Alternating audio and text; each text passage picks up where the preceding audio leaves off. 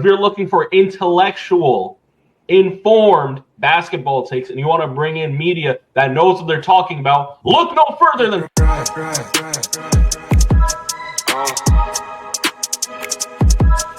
on.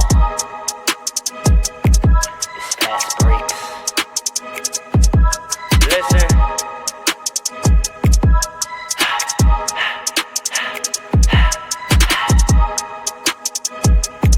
We back with another one. Fast breaks, yeah, we coming with the takes. Never early, never late, but we always push the pace, yeah. And we really study tape, y'all just view the highlights. Man, we really watching games, yeah. You just watch from the stands. We run 3-man weeks, Paul, Dre, and Allen, yeah. Way more than a fan. We got love for the game, we don't have to pretend. Got it out the mud like you get it off the glass. I'm the run the fast break, throw me the outlet. Yeah, we got it out the mud like you get it off the glass. Time to run the fast break, throw me the outlet. We on the break, it's fast break. We on the break, it's fast break. Let's go.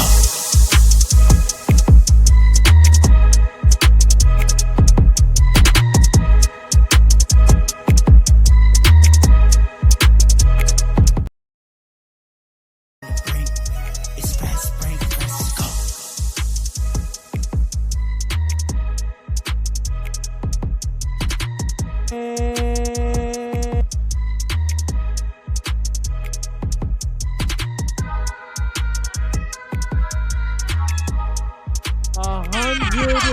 Episode.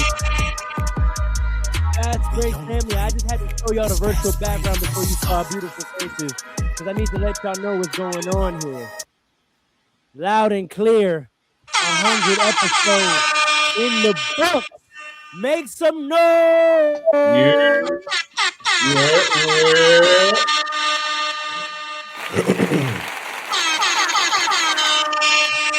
Party people.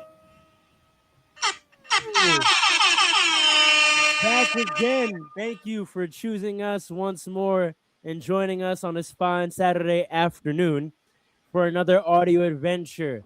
I go by the name Ro, the hostess with the mostest, and you know this. Flatbush, you already know what it is.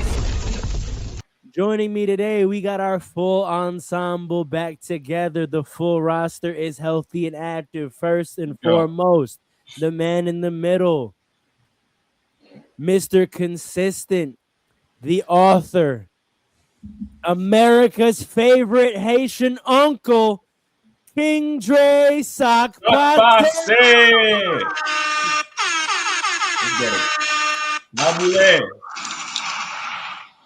Joining us as well, the sturdy one.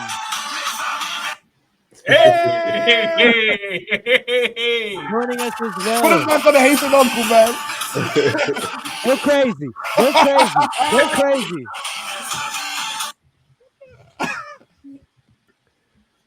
Joining us as well, the sturdy one, the stubborn one. We call him Coach. PRR Sports, Mr. 1995. Give it up for Coach Paul. Go on, big up yourself. Big up to those yard and abroad. Yard and abroad. Ooh. Ooh. This is what I say. And last but certainly not least, the disciplined one. The one who keeps us steady. We call him Morpheus, the architect, Alan, the professional, Alan, the man with the plan. Big jersey. All right, ladies and gentlemen, we have a very, very special edition for you today. We had a special guest for you last week on episode 100, but I told you we not celebrate until the job is finished. The job is finished. This is officially episode 101. So today and today only, we are celebrating 100 episodes of Fast Breaks Podcast. Come on, people. Yes, sir. Yes, sir. Before I get to what we have in store for you today in this special edition, real quick, I'm going to clear out you three gentlemen. This is mostly a congratulations to you. You know, you were gracious enough to welcome me on this podcast 2 seasons ago, and I am eternally grateful. Hopefully I've stepped up and performed my role in the ways that you had hoped and done a slight part to get us to 100 episodes, but you all have done 100 episodes. So real quick, round the horn, just reflections and how do you feel about where you started and where we are today. And once again, gentlemen, I just want to thank you on air for bringing me into the fold. I'm happy that I could be here for episode 101. Who wants to go first? I'll go first. It'll just be quick, man. It's been fun coming back. We stopped for a long time. When we did this, I literally remember, and shout out to Josh too. If you watching, shout out to you. You did a great job coming back last week, and you was on originally in the first iteration of this. Even Dean too. I almost forgot about Dean. My boy Dean. Shout out to Dean. Come on, brother. You probably don't watch us, but shout out to you too. Shout out to him. But when we first started this, I always had fun doing it. We started doing this in a classroom at St. John's University. Let's get it. And just coming in the classroom together, just 4 mics and 4 laptops. And we stopped for a long time. And when we came back and brought Furrow in, I'm still having just as much fun doing it. We're doing it through like online now, but at the end of the day, we just talking hoops, and there's not much more fun than that. That brings out the kid in me again. This is what I used to always do in lunchroom tables, just talking with my friends. And it's been dope as hell. And I'm happy to be doing it. I'm happy we got fans. I'm happy we're growing. I'm happy I'm getting back my love of the game of basketball that I had when I was a kid. When you get older, you kind of like lose like a little bit because of like work, life happens, whatever. But it's helping me find that love again. And it's been fun, man. And shout out to y'all. We're getting much better at podding too, so that's dope as hell. That's true. And thank you for coming on, man. You've been a great addition to the pod, obviously. Yeah, real dope. You going, Jerry? I was gonna go because I want you to go last for a very particular reason. All right, go ahead. All right. And the reason why I want him to go last is because not a lot of people remember, or hopefully people remember the first iteration of this podcast. But what people don't know is that before Fast Breaks, there was the Soapbox. Started by Paul Robinson. Okay? Big facts. It was a blog, and this man was kind enough to bring me in. And we started talking about Alan. We started talking to Josh, and then somehow we were just chatting. I don't know if y'all remember that in Marillac. We were just chatting, and we're like, "This will be a good podcast." Yeah. And then I don't remember which one of us said it, or maybe we all said it at the same time. But we're like, "Why don't we just do that?" And that's how the Fast Breaks came to be born. That's what happened. But it started off with Paul Robinson. We call Alan the architect for the correct reasons, but Paul was the visionary that foresaw this back when we were sophomores at St. John's, man. That's when this all started, man. So big up. I am. Wow, I got a little emotional. Look. Put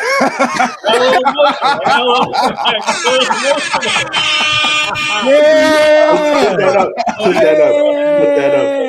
I've known these. That's how your uncle's supposed to be, bro. Yeah. I've known these brothers for a very long time. They are all a great part of my life. We've all been to each other's weddings. I'm sure that's a trend we will continue to be a part of each other's lives, and I'm just grateful for it. Better, I have beef. I swear to God. No, that ass. I'm coming with smoke. I wish one of you would. But one's closer than the other. That's all of us. Listen, man. To writing, little articles here and there on that blog, to just being here and podcasting with y'all. And like Alan said, we're getting better every day, and see the growth. It's beautiful, man. It really is. So I'm just grateful. But to Paul, man, it starts with you, the visionary. All right. So the coach, the visionary, man, I appreciate y'all, man. My brother for life.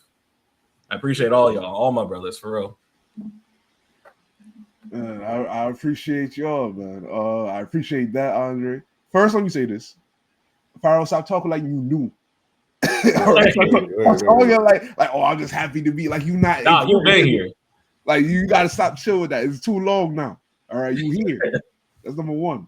Number two, hey man, God is good, man. Like all the time. all the time. God is good. Come on, brother. Listen, Pharaoh, you said a lot of people don't reach 100 episodes, and that is a fact, and that's usually because number one, when you work with other people, there's a lot of things that come into play, the dynamics, the mentalities. We stopped and came back. A lot of people would have never came back after they stopped. So we all deserve credit for that.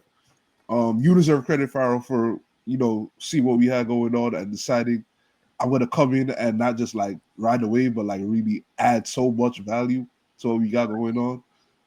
Invaluable what you do here.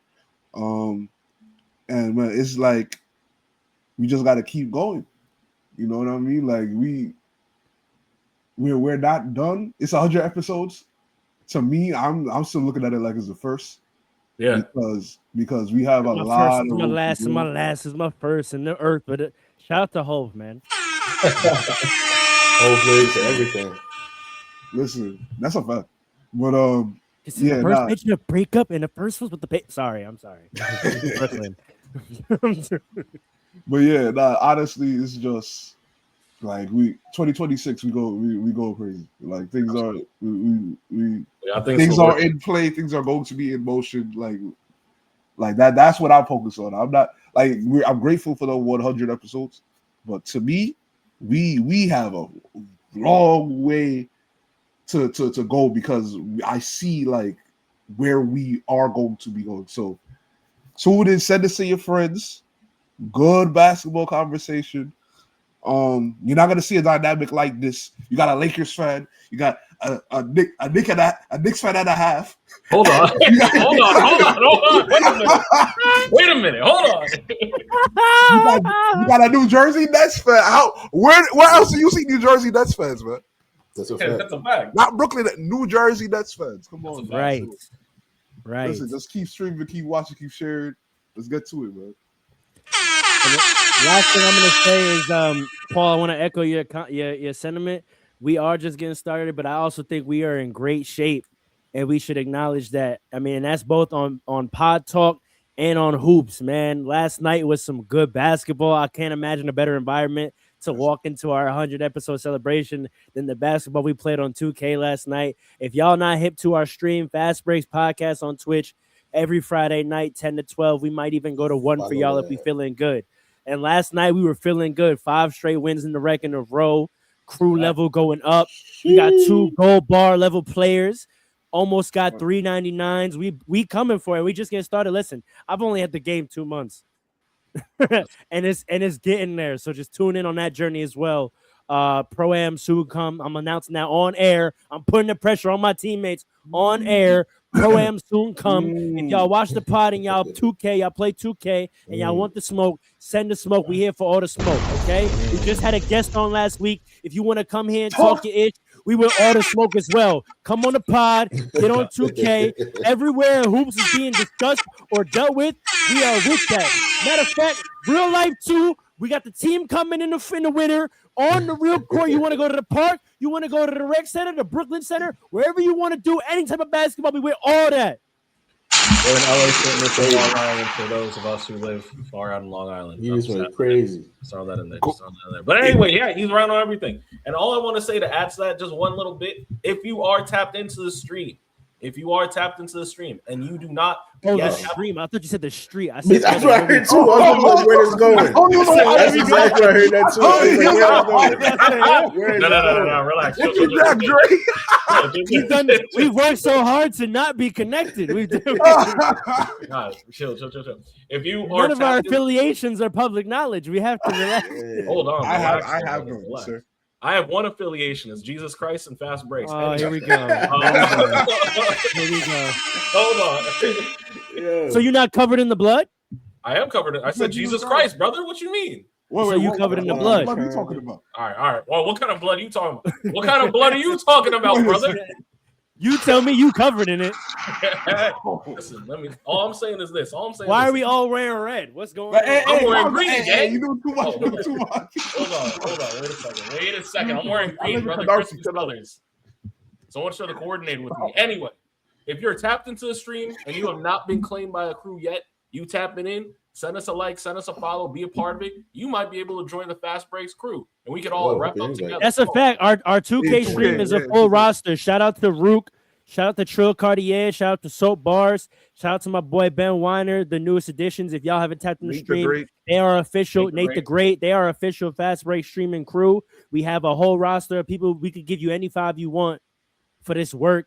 So if you feel like you nice at 2K and you want to get down with a crew, we the new FaZe clan. You heard? Let's get it. And we play grown man basketball online. Okay, we don't no cheese, no Zens over here. Okay, no left right, no trick defenses. We play man-to-man defense, guard your man, help him rotate, and we move the ball and play high IQ basketball. If that sounds like something you want to be a part of, come get down with Fast Breaks. Okay, overthrow the current government you have. If you don't want your executive producer all in your stream videos, dancing all on 2K, all that nasty synced up dancing in the lobby, we're not here for none of that. We get on the line and let's get in the wreck. Let's get it. If you want to come play real basketball, you know where to find us. Everywhere at Fastbreakspodcast. Virtual basketball only. We don't play 2K. You play virtual basketball. That's a fact. Let's get to what the people are here for. For this special edition, although we really like our new format that we've been giving y'all this season, we've got a lot of positive feedback, and we feel like you're getting great potting out of us. For the 100 episode celebration, we're going to take it back real quick. If you're tuning in, get ready for an Aller yelling. We taking it back to our roots. Get ready for we going full forum format the whole time, round robin debate. I'm going to do my best to moderate still, but we are going to yell at each other for 60 minutes, okay? Right. That's a fact. Today, my brothers and I have come prepared with takes. That's what y'all want, right? Y'all want takes? We have takes today, and we are going to discuss them. And it's only right to foster yelling and disagreement. We got to start with the stubborn one. Paul, in celebration of 100 episodes, what is the first take you're going to start us off with so we can discuss? All right. Listen, man.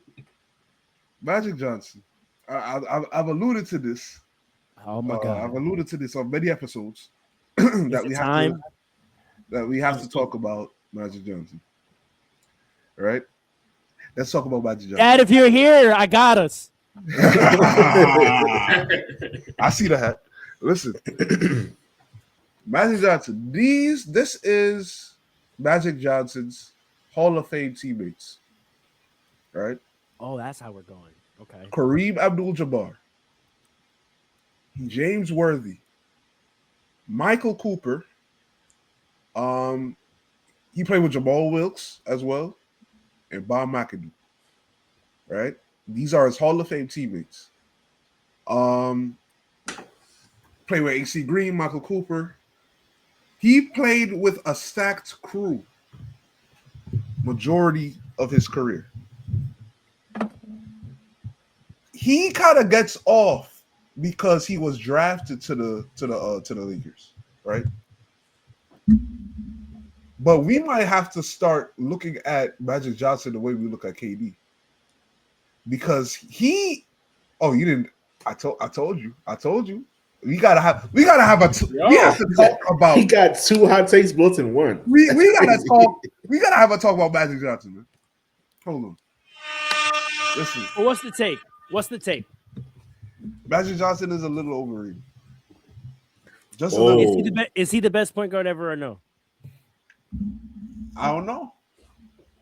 He's the best at doing it, but he was given the opportunity to do it because he played with all-star Hall of Fame teammates for most of his career. He played with Kareem. He played with Kareem, who was considered the greatest player of all time before Jordan, right? He played with James Worthy, who wasn't he considered like better than Jordan coming out of college? Am I wrong about that? Like he was one of the greatest UNC players ever. Yeah, he was definitely one of the best players ever. He played Jabal Wilkes, right? I named the Hall of Fame teammates that he played with. He always had a stacked crew, right? Him and Larry Bird benefited from that a lot. Now, I'm not saying that he's not great. I'm not saying that, but we see at one point before Kobe retired and before LeBron played 23 years, a lot of people had Magic top 5, right? In ability, I could see why. But if you take, especially the player like Magic, right? Who, by the way, didn't even defend the opposing position that he played, right? He didn't defend the other point guard. Maybe we got to start looking at it like, okay, if he didn't have all that talent, what would he do? Right? Maybe that's all I'm saying. And we see in year 11, Jordan got him out of there, and that was it.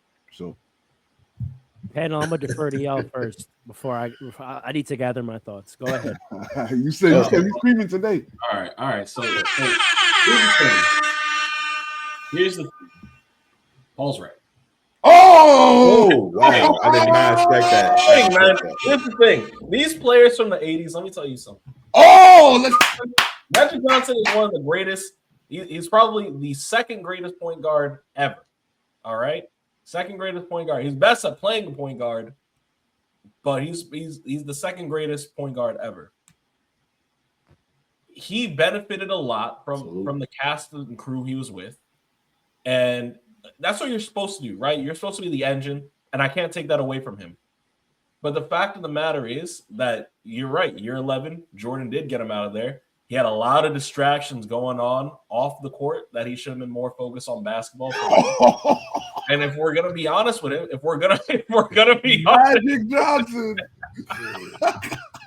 if we're gonna be honest, that's the man of God, by the way, ladies and gentlemen. That's the man of God. Listen, as a man of God, you got to hold people accountable. You got to look at what's going on here. He benefited by having the greatest center of all time on his team. If we're keeping it a buck, and I think people rate him, especially old heads. They rate him. Magic Johnson is one of the greatest I've ever seen. He definitely, between him versus Bird, I think he takes the era.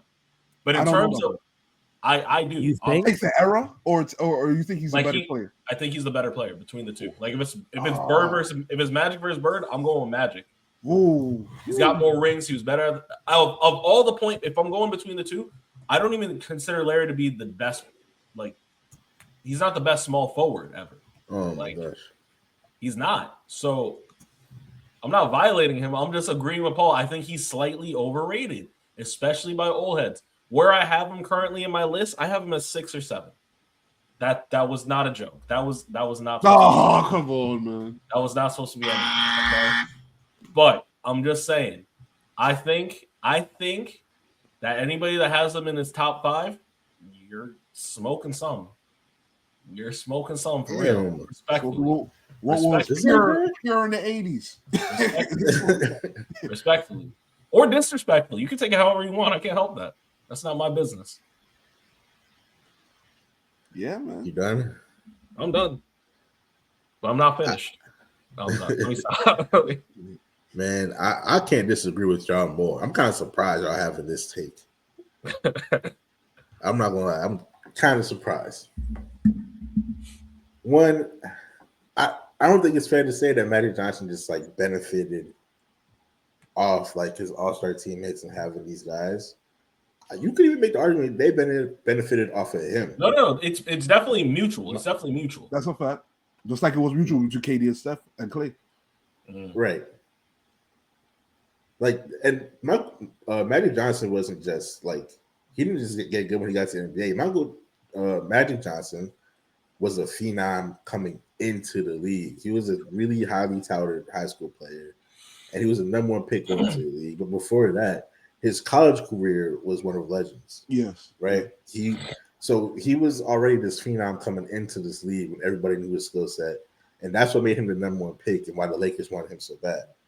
And not only that, he came in and they built the system around him. That running, gunning, Showtime Lakers was a system built around him in order for the other guys to score. One, because Jerry Buss wanted to entertain style of basketball, but that was just the best way for them to win because they suited him because he was just that good.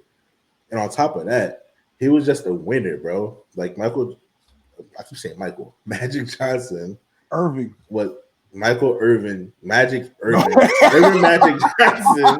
Bro, I'm late. I had a long night last night, y'all. I was say you laced? What's going on? Forgive me. I had a long night.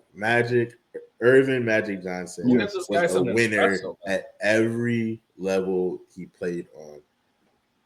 So much so that the stuff. This is before our time, but the stuff of legends. The one big story everyone I always heard growing up, and obviously it's made a big deal. All the documentaries you watch and everything. When Kareem went out and he played center, not anybody could do that. That's no a fact. other point guard. No other point guard could do that. That's a fact. He was the only point guard I know that could go out there. That's the most as a rookie.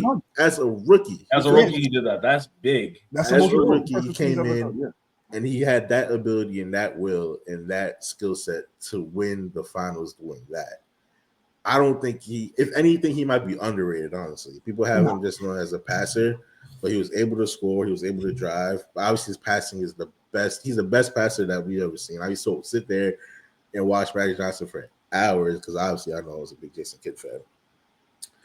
So that made me go watch other passes as well. I remember we used to watch his tapes for hours just watching his passes. He still has the best passing except you could find on YouTube. Yes, that's a fact. To this day. To this day. So his talent level is still wise. I don't think I just can't agree with y'all on that, man. I think he's underrated, if anything. That's my take on Magic. Let me put these glasses back on so I could read these things properly.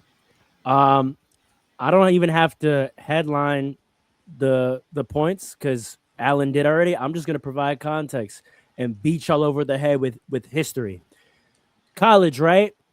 Stacked team. We don't know what he would have did if he didn't have talent. That was the statement, right? Yeah. Magic Johnson, 6'8" point guard, 215 pounds, starting for Michigan State. NCAA champion, 1978 to 1979, won most outstanding player in the tournament. Two-time All Big Ten, high school parade AA, 78-79 All Tournament, two-time NCAA All Region. As a college guard, he averaged 17, 8, and 8. Winning the 78-79 champion, since we want to know what he would do without talent. I'm going to read the names of the roster of that 78-79 NCAA championship. Y'all let me know if y'all know any of these names. Magic Johnson, of course. Greg Kelser. Crickets. Jay Vincent. Okay. Ron Charles. Mike Brokovich. Terry Donnelly. Rob Gonzalez. Gerald Busby. Greg Lloyd. Since we want to read names, right? Mike Longaker. Who? Rich K. Don Berkovich. We had brothers. Trash brothers. But there were other brothers, not the brothers we refer to. Gerald Gilkey. Oh, I know him. No, you don't. Yeah, no. Jaime Huffman. Okay, took that team and won the NCAA championship, by the way, as a sophomore. So then he gets drafted. I don't have to bring up the story about what he did his rookie year because, Alan already highlighted it. So let's just talk about the career. For career, 20 points, 11 assists, 7 rebounds, 2 steals on 52% from the field. Played 906 games. Only time he ever played under 77 games was his sophomore year when he got hurt and he only played 37 games. 3-time MVP, 10-time MVP finalist, 5-time champion. But yeah, you know what? Great team. Let's look at what he did in the playoffs, though. Career for this playoffs: 20 points, 8 assists, 8 rebounds, 13 assists. We all know the story again of what he did starting as a center without the quote-unquote best player ever before, Michael Johnson, right? That player goes out. What does Magic Johnson do? So what happens when that talent is not present? He steps up. let's talk about what he did late in his career. Let's talk about his playoff runs in the late 80s, right? When Kareem barely could move. James Worthy was relegated to a rotation player, not an all-star. And the Pistons were beating them. Right. Let's see what he did. 89-90 when they 89-90 in the playoffs, averaged 42 minutes a game and averaged 26 points, 7 rebounds, and 14 assists. And that was 10 years into his career. Okay? Did the same thing in 85, 86, 86, 87, 87, and 88. So when the pressure is up, he elevated. He didn't rely on these all-star teammates you speak of. 1 year in the playoffs, he had two in the 84, 85, and 85, 86 playoffs. The man averaged 16 assists each year in the playoffs. That's and that crazy. passing, that passing highlight tape y'all talking about, is he giving the ball to incredible players who are scoring in isolation, or is he giving people the easiest shot you've ever seen in your life? So, in fact, Paul, what I'm going to say is, no, Magic Johnson did not play with the greatest all-time talent of all time. In fact, all the players you named outside of Kareem are Hall of Famers because they played with Magic Johnson. Magic Johnson made so many people look so good. They won chips and got into the Hall of Fame. Because what did they do when Magic was not there? When he retired after the 91 season for reasons that Dre disrespectfully tried to allude to. I wasn't being disrespectful. But I'm also not. When he retired, y'all tell me what the Lakers did between 91 and 95. He brought him back as a coach. But tell me what the Lakers did with all that talent.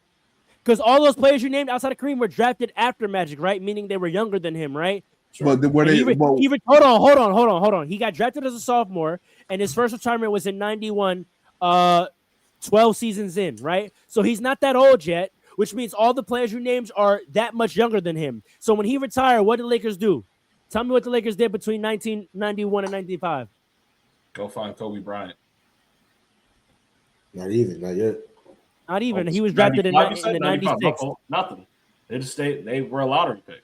They were trying to get in. With all that talent, right? That first year, they were that first year. No. Kareem wasn't there though. Yes, he was. No. When did Kareem retire? Like 91. Let's see when Kareem retired. 92. So you're admitting that it's just Kareem then? No, what I'm saying is when you take talent and put them all together, right? Especially what did that talent do without Magic Johnson there is my question. When Magic wasn't there, it wasn't just Magic not being there. Kareem's last season was 88, 89. The two best players weren't there. You understand what I'm saying? Kareem was cooked. Those last few championships were on Magic Johnson. Kareem wasn't cooked. He wasn't at an all-time great, but he still had something left, which is why he played and they won chips. He wasn't cooked. See, we have to disrespect other people to highlight Magic Johnson because he played with a lot of good talent. I'll tell you. 91-92, they get to the finals behind James Worthy averaging 20 points a game. They lose 3-1. They lose 3-1 to the Blazers in the first round. Mm-hmm. Okay. So first round blowout, right? Right. Don't the Blazers go on to be in the finals that year? Yes, with Clyde Drexler.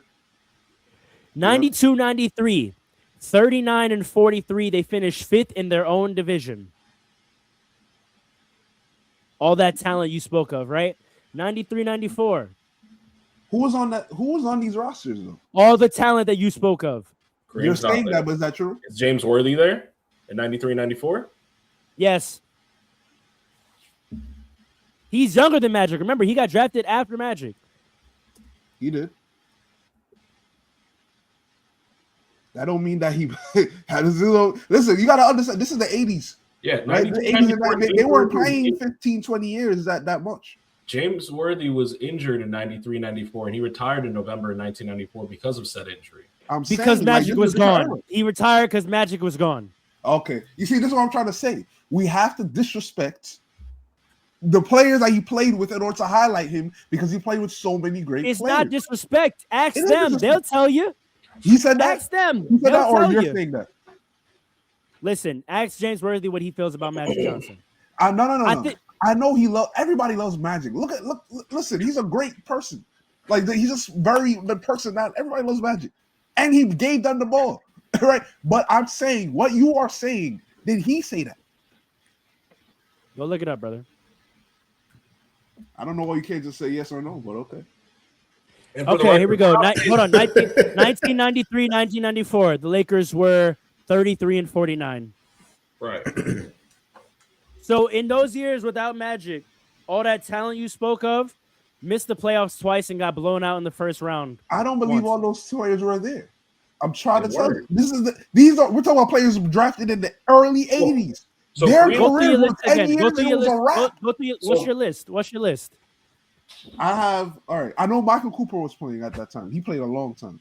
My list is Kareem, Worthy, Paul Wilkes, Bob McAdoo. Bob McAdoo played he played from the 70s, right? Kareem, James Worthy, Michael Cooper, Jamal Wilkes, Bob McAdoo. I'm not even talking about, I didn't even bring up Byron Scott. He was playing still. I know he was playing still, but I didn't bring him up because he got a Hall of Fame. Great player, did his role very well, but was it like that? Norm Nixon, was he still playing? Yep. I'll tell you right now. He was still playing in the 90s? Bob McAdoo stopped playing in 1986. 1986, right? Yes. So That's what are we I'm talking about? Kareem Abdul-Jabbar retired in 89. Bob McAdoo retired in 86. James Worthy was injured in 93 after the 92 season. So he's old and decrepit at that point. He retires in his 12th year in November 1994. So by the time all the great talent, because it's the 80s and everyone's getting beat up for years, it's not like it is now, man. Exactly. And let me say this. Would you say when were those last retired dates? The last one was James Worthy in 94, but he struggled all 93 with an injury. So for 3 seasons without Magic, he did nothing, right? 2 seasons. First season, he went to the playoffs. Second season, he was injured. Third season, he retired because of the injury. And you can't just say this without. He retired on what date in 94? Magic he retired on what date in 94? Magic and Kareem. That's the start of the 94-95 season. Correct. So basically, he did 3 full seasons without Magic and did Kareem 2 full seasons. No, 92, 93, 93, and 94. What about 91, 92? Wasn't that? Oh, no. You're right. No, you're right. You're right. 91, 90. You're right. So he did 3 full seasons. You're right. And did nothing without Magic and Kareem. I'm trying to. You have to disrespect. Hold on, time out. No. I'm not gonna do that. Kareem retired and when? 91, 89. No, he played to the 90s. No, he didn't. He retired. His last season is 1988-89 season. Oh, okay. So that means 89-90. They just had Magic, right? And James Worthy. Yes. Tell me what they did. And wasn't Jamal Wilkes there? Tell me what they did. Wasn't Jamal Wilkes there? In 89, Tell me what they did. Yep. They still made it to the playoffs. What did they do? In 89-90? Yep. Went to the finals. They went to the finals and they got a chip. Had the league's best record. 63-19. Magic got his second MVP. They were the number 1 seed in the West. See, here's my thing though, right? Wasn't sorry. Wait, wasn't 89-90 MJ hurt? They lost to the Pistons. They didn't win the chip that year. They didn't go to the finals that year. Wait, 89. Oh, 89-90. I'm thinking 88-89.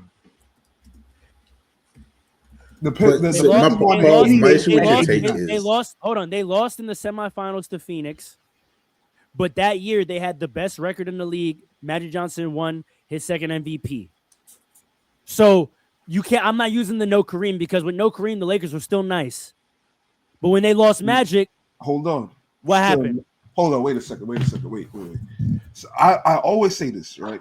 When you talk about these all-time greats, like top 20-something players of all time, we're not talking about regular season, and we're not. Quite frankly, That year in the playoffs, Magic Johnson averaged 25 and 14. Again, we're not talking because listen, if you want to talk about losing, like great stats and losing, LeBron is the greatest at that. When it comes to great stats, Don't detract. Stay I'm on not topic. detracting. I'm Stay not on detracting. I'm not. I Your said argument is that he played with great players and he's overrated because of that. Slightly. We take out Emphasis on because slightly. the winning, those great players without him did nothing. No, listen. You said we should compare him to Kevin Durant. Steph Curry. You said no because I'm sticking to your hyperbole. You said we should think of him like Kevin Durant. Steph Curry won 2 chips without Kevin Durant. Kevin Durant went to the finals. Ain't nobody on the Lakers roster won nothing without Magic Johnson. Kevin Durant went to the finals without. Did he win? Curry. Did Magic win? Okay, thank you. So, like I was saying, we have to nitpick when you get to this level. I'm not saying he's whack. I would never say that. But when you get to this level, all of them have all these great high school stats, all these great college stats. All of them have all these great accolades. All of them are elite. But you said he's known as a great. No, Adam said he's known as the greatest winner of all time. When those players weren't there, was he winning, or was he putting up a valiant effort like LeBron was against the Warriors for like 4 years? Hold on, Paul. He played 3 seasons without Kareem. Yeah. Okay. Yeah. 89-90, he won MVP, had the number 1 seed, and Phoenix caught them. Westbrook did that without KD. 90-91, when he was, let's say, unhealthy. He lost to Jordan 91. Where though? In the finals. Okay, so the first year without Kareem, number 1 seed, best record in the league. I had a flub against. Well, I didn't have a flub against Phoenix. My teammates, those great teammates you talked about, didn't step up because I averaged 25 and 15. Okay. So those great teammates you talk of, they let me down. They let me down. They held. Listen, in order to get an assist, you got to make a bucket. The teammates got to make a bucket to get 15 assists. They got to make the buckets. Listen, I was MVP. I averaged 25-15, and we lost in the semifinals. Okay, those great teammates of mine. Right, the next year I get us back to the finals without Kareem, and I happen to run into a young ascending Michael Jordan. Yes. So without Kareem, he put in, and then I had to retire because we probably would have been back the next year if I didn't have to. If I didn't have to retire, we probably would have been back the exact next year. Maybe. But that kind of goes to the point I made. Maybe the Jordan 3P doesn't happen. But you see how I'm talking. I'm not trying. Meanwhile, these teammates you speak of, when I'm not there, crickets. You said so. This idea that I just want you to answer this question: who benefited more, Magic Johnson's teammates or Magic Johnson? See, this is what I'm trying to say. Like that's a wild take. My argument doesn't have anything to do. Yeah, it is. You said he's overrated because he had great talent. But because people act like he benefited zero from having them. That's why I said he's slightly overrated. Well, Paul's point is that he's overrated because of the talent. Okay, I'm debating that because they didn't do nothing without him. Debate that because that's not what I said. Also, but name me the great champion that didn't have talent to even make this take make sense. No, but I'm saying he had a lot of talent. It's not no talent. You named a bunch of players as if that was one roster. You're naming players across the entirety from 79 to 91. All those players are not on the Lakers at the same time ever. Ever. So let's not do that. That's like sitting here and naming every Hall of Famer Michael Jordan ever played with. He didn't play with them all at the same time. Okay. All right, hold on. So who played with more Hall of Famers? Wait, hold on. He played with James Worthy and Kareem for most of his career, right? They were there like almost the whole time. So 2 guys. All right, so then be clear. No, but then when you add on name a whole list. Hold on. List. The only guys he played with for his whole career were 2 other Hall of Famers. Let's calm down. What are you talking about? It's who those Hall of Famers are. Wait. What are you talking about? But my issue with your take at that point. But my issue with that take, with your take at that point is like we know who Kareem Abdul-Jabbar is, right? Like he was, like you said, he was the greatest player before Michael Jordan. But you act, I'm not trying to disrespect. I'm not trying to disrespect James Worthy, but you acting like James Worthy was like on that level. James Worthy was nice. People sleep on him. Yeah, but nobody sleeps on him. He was nice, but like he was nice. You acting like he was supposed to be like one of the greats, and Magic Johnson has to play with him. Like, no, he one was of the just top players really in the good- NBA in the 80s. He was literally one of the best players really, in the really 80s. good all-star. He wasn't like supposed to be at this level. He Like, was he one of didn't the come into greatest the league like players that. of the 80s. You see, sleeping. I'm telling you. I don't want to be sleeping on him. So my thing is, and this is why I go with slightly. He is the 6th or 7th best player of all time. I don't think that really should be debated. That heavy on that. Hall of Famers on your roster does not equal championships. Let's talk about that part. Because where's James Harden's ring? Where's Dwight Howard's ring with all the talent that they play with? That's true. You got to do something with it. Listen, Magic Johnson is the 6th or 7th best player. I said he's slightly overrated. I personally think for everything he had and the talent, because he was playing with Kareem, he could have had 7 or 8 chips. And the fact that he didn't, I think, solidifies him in the 6th or 7th spot. And I don't think there's anything wrong with saying that. You're disrespecting Larry Bird when you say that. Like I Larry Bird am was never disrespecting gonna, Larry Bird. Like Larry Bird and those, and that's. Hold on, if we I am disrespecting Larry Bird. That's crazy. Wait, Paul, I'm coming to you with this. Okay. Pause. If we want to talk about Hall of Famers on your roster, Yeah. let's talk about the reason why he doesn't have 7 or 8 is because he ran into that Celtics machine. Yeah. If you want to talk about Hall of Famers on your team, let's look at Larry Bird's 3 rings, the reason why Magic doesn't have 8, and let's look at who he had on that team. You can do that. That's fair. But The same way LeBron might have 7 if Kevin Durant didn't do what he did. Hey, hold on. Don't take my take. Hold on. Wait, answer this question though, Andre. Look at this. What's up? Answer that. No. Okay. Well, that's a crazy take. But I do have Russ as the 3rd best point guard of all time, and I'm not moving him either. Under that, Paul. Let's talk about the fact that he won 5 going against that. Okay. But it was Now, also Celtics dynasty got old. Should we read out the Celtics roster and who Larry Bird was playing with? When did Larry's back start acting up? Afterwards, not during the chips. Not during the He chips, but when did he win those chips? What, I don't understand your question. He won 3 chips. I'm asking you, look at the rosters of those 3 chips because several of those chips were over the Lakers. I'm saying Larry Bird's prime was cut short even earlier than Magic's. That's what I'm trying to say. But why are you bringing that up? Well, I'm talking about when he won chips. He was healthy when he won them, right? Yeah.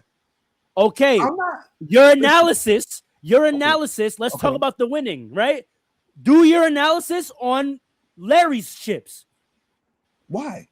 I'm not talking about Larry. Now it's why. No, I'm not talking about. No, tell me why.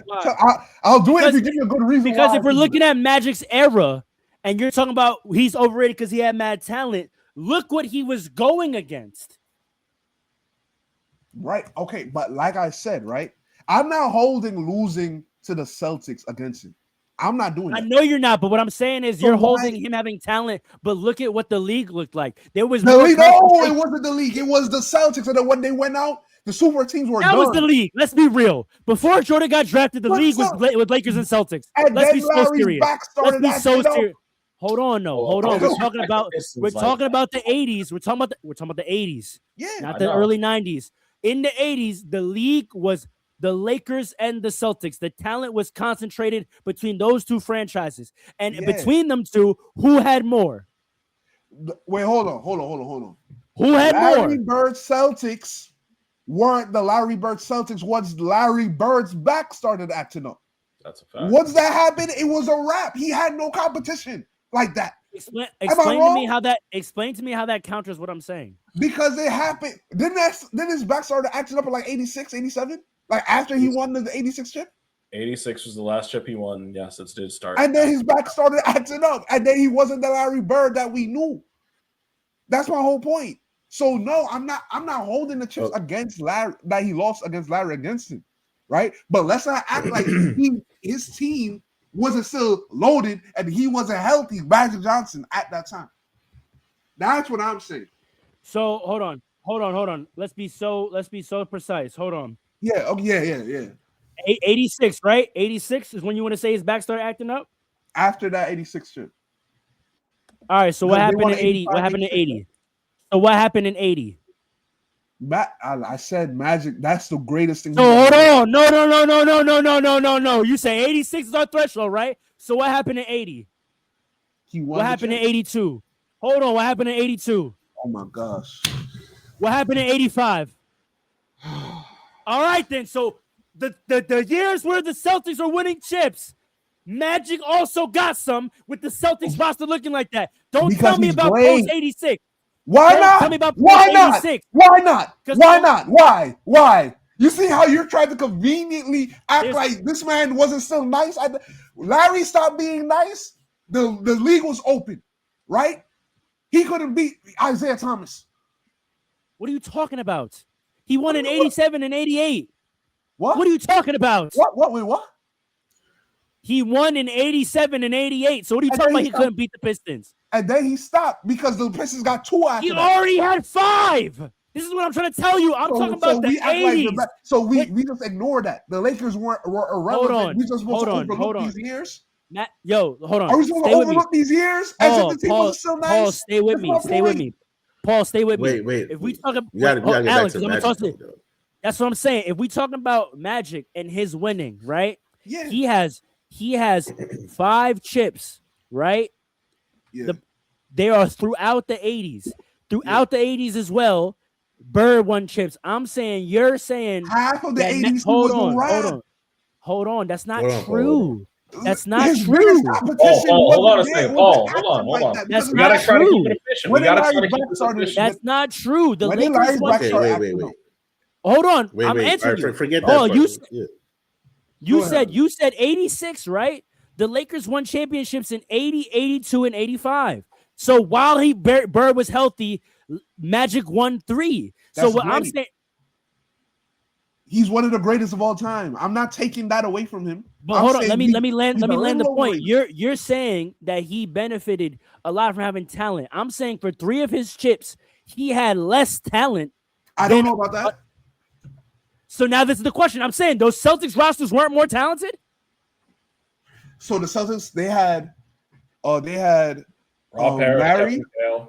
Kevin McHale, Robert Parrish, Vinny Bob Johnson, McAdoo, Bob McAdoo. Oh, was it Dennis older? Johnson. Dennis Johnson. I said Vinny. My fault. Dennis Johnson. That's a very stacked team. Come on, bro. What's the Lakers? Come What's the on, Lakers bro. squad? What's the Lakers squad? You did it already. You said it, didn't you? Those same years. Kareem Worthy Magic. That was the squad. That was it. That was the squad. Byron Those other Scott guys wasn't you there? named are part of the 87, 88 chip. So if we talking about the 80, 82, 85, it was Kareem Magic Worthy. AC Green wasn't there. Not for the first ones. He was later. He was in the 87, 88. Norm Nixon. 87, 88. Norm Nixon was there 87, 88? 87, 88. Okay. Okay, yeah, okay, that's a fact. That's a fact. Because the Celtics were juggernaut. Okay. That's what I'm saying. Right. That's what I'm saying. But When you can't stop he was there, really getting to it. Sure, he was able when Burr went down and Jordan wasn't ready yet. Magic got 2 more. If you want to say those 2, he got some easy chips because he had mad talent. Okay, sure, but he got his major 3, when he was going up against a Celtics juggernaut. Juggernaut. Major 3.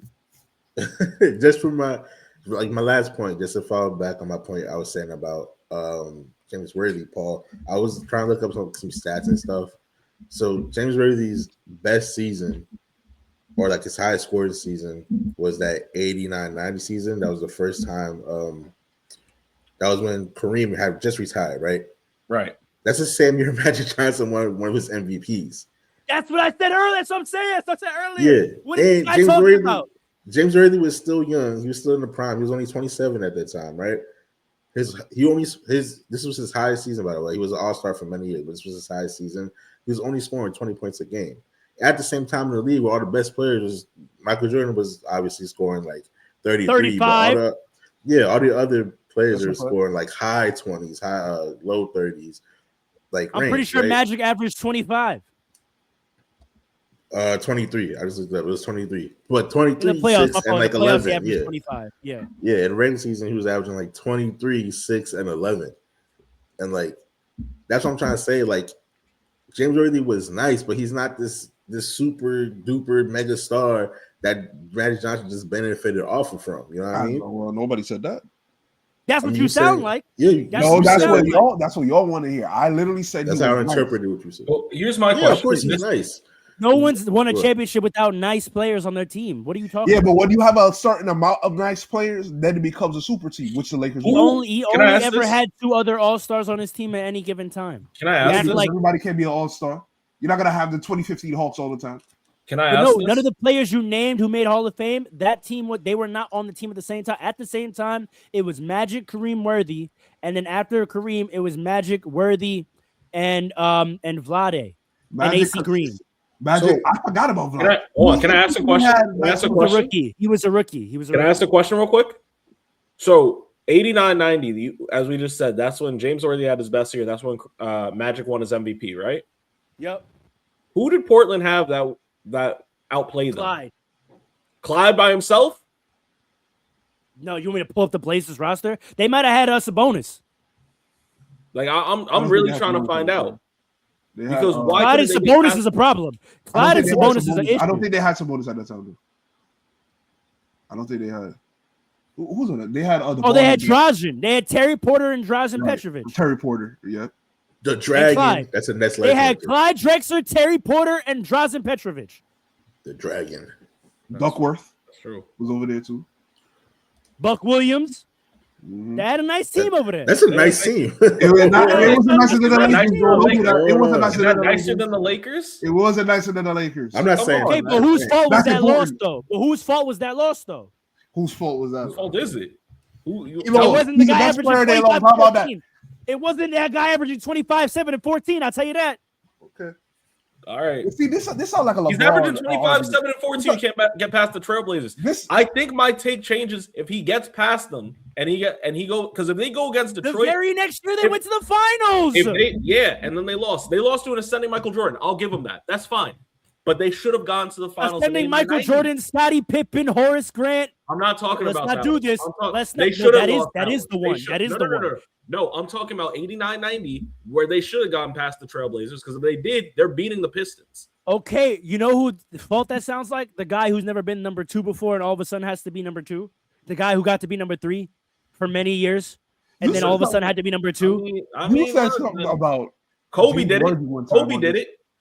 Kobe never had to go from number 3 to number 2. No. Kobe did it without having Shaq on his team. He was able to go back and he was able to. And Magic has done it without Kareem on the team. When did Magic win without Kareem on the team? When did he win Game 6 his rookie year. That's number 1. Yeah, that's number 1. All right, that's and fair. then then Magic after Kareem left never played with a player even close to that level. Kobe got to play with Powell. Kobe played with another certified number 2 after Shaq. When he did it, he didn't do anything. When he didn't, he didn't do anything. I'm telling you, James Worthy after Kareem retired, James Worthy never elevated to a true number 2 level player. He didn't. That's just a fact. It's just a fact. He never did. And damn sure when he's the number 1, we saw what happened. Yeah, that's a fact. That's facts. Gotta disrespect James Worthy. I'm telling you, it's not disrespect. He's a Hall of Famer, but like we know what that means sometimes. Like that, like you see, I'm telling you, you have to disrespect James Worthy to make this point. You have to. You do. No, for Let's real. move on. We gave the people plenty with that. We gave the people plenty with that. Dre, you're up. All right. So we just talked about Magic, and as I said early on in this take, I consider him the second greatest point guard who ever played. Blasphemy. The first goes to Wardell Stephen Curry. All right. And my take is simple. My take is simple. Those 4 years, the league was the Cavs and Warriors. No one else mattered. No, it's a fact.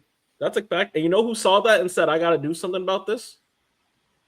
Kevin Durant, man. Kevin Durant went to the Warriors to stop Stephen Curry from becoming the GOAT.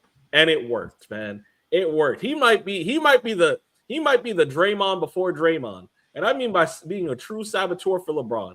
I've never seen anything like this. This man said, hold on, wait a second. I'm losing this rivalry. Because he lost it, by the way. People seem to forget before Steph Curry versus LeBron, it was Durant versus LeBron for years. That was it was the debate. Who's going to be the best player in the league? Who's going to be Stephen Curry? It was like 2 to 3 years, to be fair. Like LeBron and Curry had a much longer rivalry than LeBron and Kevin ever did. Carmelo correct. and LeBron, but it was ascending because remember, Kevin Durant was winning the scoring titles. People didn't really know what he was doing, and then they're making it to the Western Conference Finals, and then they're getting to the finals. Like, oh my God, this could be it. And Steph Curry really smoked out. Kevin Durant. I'm sorry, Steph Curry. You know what Steph Curry? Y'all seen that 6ix9ine video where he said, "I took that shit." That's what he did to Kevin Durant. He did that's what I do. That's what I do. You don't know. Yo, shout out to Will the Sorcerer, Sorcerer, by the way. Shout out to Will the Sorcerer. You don't know what to do with that. You don't know what to do with that. So Steph Curry knew what to do with that. And Kevin Durant said, hold on, let what if I go over there, right? What if I go over there and take that back? What if I do that? They'll love me in the Bay, all right? And you know what's crazy? I'm going to join that team, and everyone's going to think Steph's my number 2, man. And Steph being a nice guy, saying, man, I just want to win. I want to play winning basketball. Listen, LeBron wouldn't have done that. Kobe wouldn't have done that. But Steph Curry said, let me do that. D-Wade did it. D-Wade did it. D-Wade did it. That's fair. And you see how that goes. We don't talk about that. You see how that goes. We don't talk about that. D-Wade gets and he won a chip before. He already won a chip as number 1, and we don't talk about him letting someone else come into his kingdom and be number 1. Why don't we talk about that? You know what's crazy? We're going to let, in a few years, this NBA landscape media is going to let someone. You see how Paul Pierce is disrespecting LeBron? You're going to have Patrick Beverly. People are going to have Patrick Beverly being like, I could beat Steph Curry right now. He wasn't even nice like that. He's not even nice like that. People don't realize Stephen Curry had a legit GOAT debate going on where he was legitimately, and he still could legitimately be considered not only one of the greatest players of all time, but a top 3 great. And Kevin Durant really took the whole momentum. I'm so glad Steph got that one against the Boston Celtics, but all the momentum riding with Steph, because after Kevin Durant comes, then you got the Marcus Cousins, then you got them making all these contracts. They can't get really complimentary pieces because you got Kevin Durant. What else you need? Ruin the whole momentum. Everything that Stephen Curry built on was a natural progression. We draft well, we play well, we are complementary together. Kevin Durant came and ruined all that, man. Before your question, Paul, I just want to put my opposition out because I went last time real quick. I actually think, and this is a take that's been said, it's been whispered, but no one ever amplifies it because it kind of sounds crazy, but it's actually true. As much damage as I think actually Kevin is somewhat of a sacrificial character in NBA history. Dre, you're an author, right? I am. Because no doubt, even though he won, Kevin kind of did damage to his legacy by going to the Warriors. But in fact, you can argue the exact opposite of your take, Dre. Kevin low-key saved Steph Curry's legacy. Oh, here we go. No. Because after 2016, they wasn't beating LeBron again. I promise you. That's exactly what I was going to ask Andre. What happened in 2016, and do you think that they was not going to beat LeBron again? Yeah. He would have had one chip. Maybe he would have got one later when they rebuilt around Jordan Poole and all that again. Maybe you can say that one still happens. He was not winning in 17 and 18 without Kevin Durant. I promise you. I don't know. I do. Kyrie ascending, Kevin Love healthy. LeBron in 2018. So what happened? What happened in 2016 then, Farrell? Why did Curry lose? Are you agreeing with me or disagreeing with me? I'm confused. No, I'm not saying what if I agree or disagree. I just want some clarity. So 2016. What happened in 2016? What happened in 2016 is LeBron and Kyrie ascended Earth. So Draymond getting kicked out of Game 5 had nothing to do with it, right? No, they ascended Earth. See, the Warriors were losing that game already. People act like the real reason of the Draymond kickout that people are jacking is what was helpful is simply the fact that he wasn't in Game 6. Right.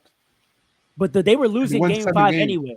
They were losing Game 5 anyway. It went to 7 games though. That matters. It does.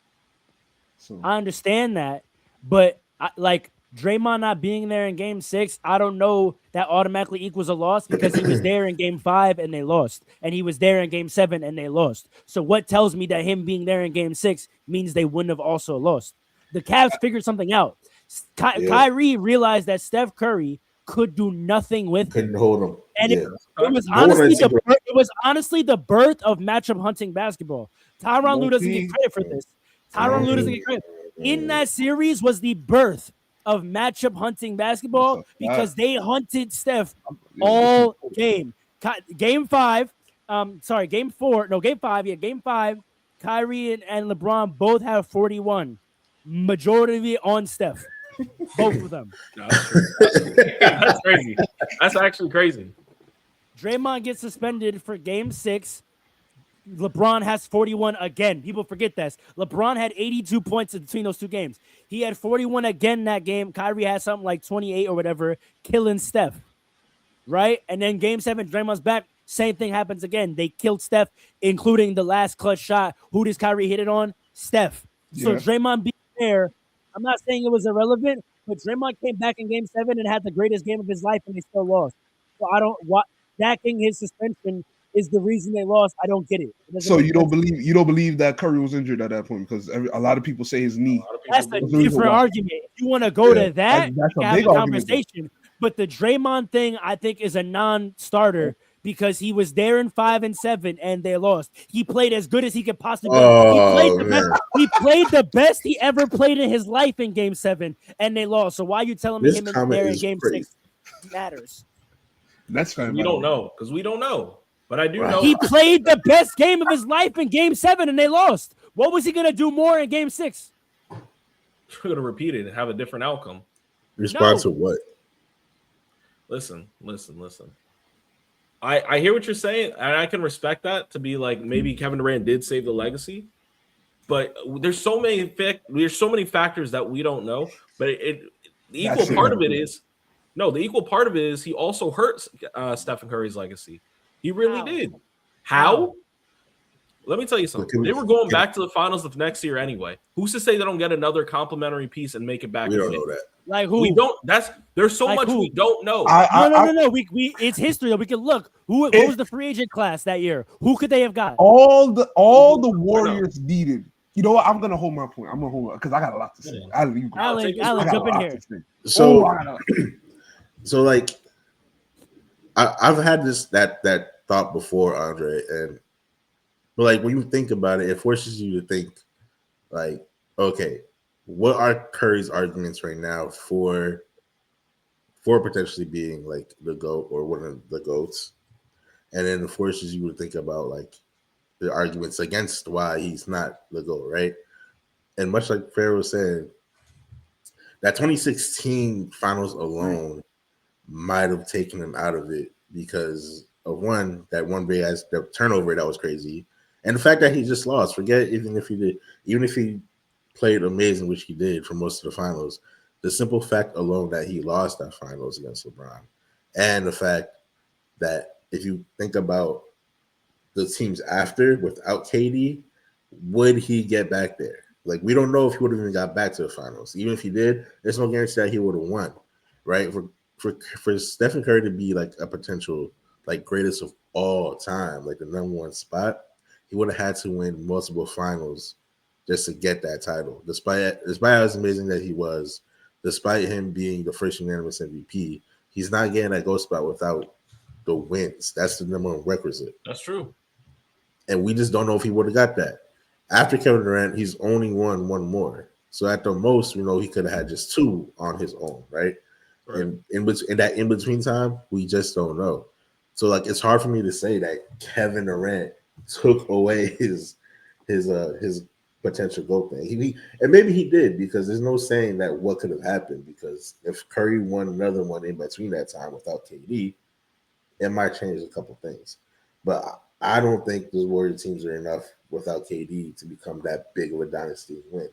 So I guess that's really my point, is that like, are we sure Stephen Curry would have won multiple championships without Kevin Durant? The more than the 2 that he got. Would the Warriors really become this big of a dynasty and cement him in that? Because that's what the question really, that's what your take really forces us to think about. You know what I mean? And I think there's strong evidence and arguments that they wouldn't have. To your question earlier, Dre, about they could have added someone complimentary. That summer in free agency, Kevin Durant was the number one free agent. LeBron was technically the second but he was never leaving Cleveland. He just did that thing that he always does with his contracts. Do you know who the third? You know who the third best free agent was that summer? Was it Rudy Gay? or Gordon Al Hayward. Horford. I'm seeing Blake Griffin and Gordon Hayward were available. Nope. Was Rudy Gay available? Nope. At What's the ball forward 2017, available at that time? It's 2016. The summer of 2016 is when they added Kevin Durant. July 4th, 26. I'll never forget it. The best free agents were Kevin Durant, LeBron, Al Horford, Drummond, Whiteside, Conley, DeRozan, Batum, Wade. Interesting. Batum? Nick Batum, yeah. They already had Harrison Barnes. They weren't going to sign Nick. Let me talk. And let Harrison Barnes Let me go. talk. Hold on. The other thing I wanted to add to why we have strong evidence and argument that they wouldn't have won. Not only was there not really other talent for them to get better, the Cavs got better the next 2 years in a row. People forget that. The Cavs won the 16. The Cavs won the 16 chips and got better the next year. Who'd they add the next year that got them better? Channing Frye. Yeah. You can look at the records. We can look at the records. We can look at the records. The 2020, 2017, 2018 Cavs, they won 50. They won 50 and 32. They had Jay Crowder, Channing Frye. They added George Hill, Kyle Korver. I want to talk so badly. Go for it. Please. Look, okay. First of all, right? Deron Williams, D Rose, and D Wade. No. Darren Williams. No, not that version. Not that version. That's in 2016, 2017, they won 30. No, deadass said we got better. We got Channing Frye. What? No, they added Channing. What are we talking about?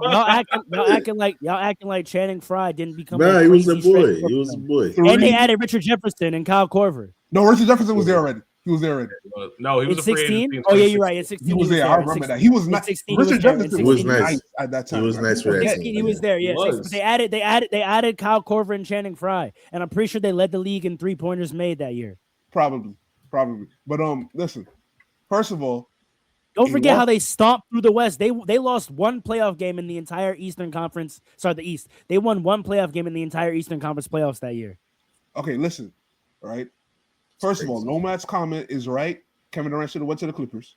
Everything would have been. Ew. No, I He kind should have of went Boston. number one. Number two, right? No, Boston would have been unfair. I didn't like that. He should have stayed his ass in OKC and made them. That's the real answer. Yeah. Made them sign a shooting guard. They need to get rid of Anthony Roberson, and he should have made them sign a shooting guard. Yeah. Anthony Roberson. But anyway, You know who they could have added? You know who was a free agent? DeMar Bradley DeRozan. Beal, restricted. No, Bradley Beal wanted to work out. restricted. But They listen, could have added DeMar DeRozan. They could have added. Yeah, Pau They Gasol. could have added Harrison Barnes. didn't Jeff Lamar go Green back was to available. the Joe Johnson was Raptors? available. Come on, man. Listen, Dwight Howard was available. Like, Let me talk. They were good, but they needed another wing. They needed a talk. wing. That's Let what me they talk. needed bad. who? Courtney Lee was available. Who? And Richard Jefferson The was Thunder. available. The by Thunder. The Oh, you Thunder. talking about the listen. All they let's needed talk was about a the Warriors. starting level. Aaron Aflalo. Let's All talk they needed about was a starting shooting guard. Shout out to Kendrick Lamar. Listen, we got to let's talk about the Warriors though. Let's stay on the Warriors. Sure. First of all, a lot of people say that Curry was not 100%. Pharaoh, you could say whatever you want about. I'm here. Okay, yeah, you can say whatever you want about the Cavs and how nice they were. At the end of the day, he went to 7 games, and he took a game-winning shot basically to win. Right? If Curry was healthy, because Curry did not perform well for most of those games, and a lot of people say it was because of the knee. If the knee was healthy, they might Ankle. It wasn't a knee. I think it wasn't in the knee. It was ankle. It's an ankle. It's always. I know been he had his ankle issues, but I think that It's always been his ankle. Okay. Well, whatever, the ankle, right?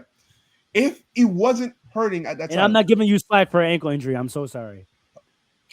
Listen, depending on how Would bad you give LeBron it a is, slack? Would you I'm give so LeBron sorry. slack for a wrist injury that he claimed the next year? I Coming out didn't. with his cast? I didn't, and he averaged 30 points in The a triple press double. conference. I remember And he that. averaged 30 points in a triple double. So what are we talking about? Yeah, Curry did not perform well at all, right? All that matchup hunting, if Curry was able to hit jump shots, it wouldn't have It mattered. doesn't matter. It It doesn't wouldn't matter. have mattered, right? Wait. I got a lot to say because I'm right. That's number one. Number two, I got a lot to say. why we let Harrison Barnes off the hook, man? No, I'm tired of this. Harrison Barnes is the biggest reason why they lost that chip that year. Facts. Harrison Barnes was incredibly important to that team. Just because Yes. he's not a big name, just because he was the fourth option He at was that their time. starting small forward. You see the way that Nomad, you're gonna appreciate this. The way that they treated JJ Redick on the Clippers in first quarters is the way they treated Harrison Barnes on that team. They fed Harrison Barnes every first quarter because they knew The original Def lineup had Harrison Barnes in it. because they knew they needed him to at least hit open shots and you need to be in rhythm going forward in the game. Harrison Barnes was garbage that year. Yep. They Garbage. won 72. They won 73 games. Off the strength of Steph their Curry. depth lineup. Wait. Because of their def lineup. Steph, Clay, Barnes, Iggy, Draymond. That lineup won 73 games. And all he had to do was hit open threes in the fourth quarters with that lineup. That's it. He could have hit anything that year, wide open. Harrison Barnes completely ruined the spacing of the offense. Right now, you're telling me they go out and get Nicholas Batum. No.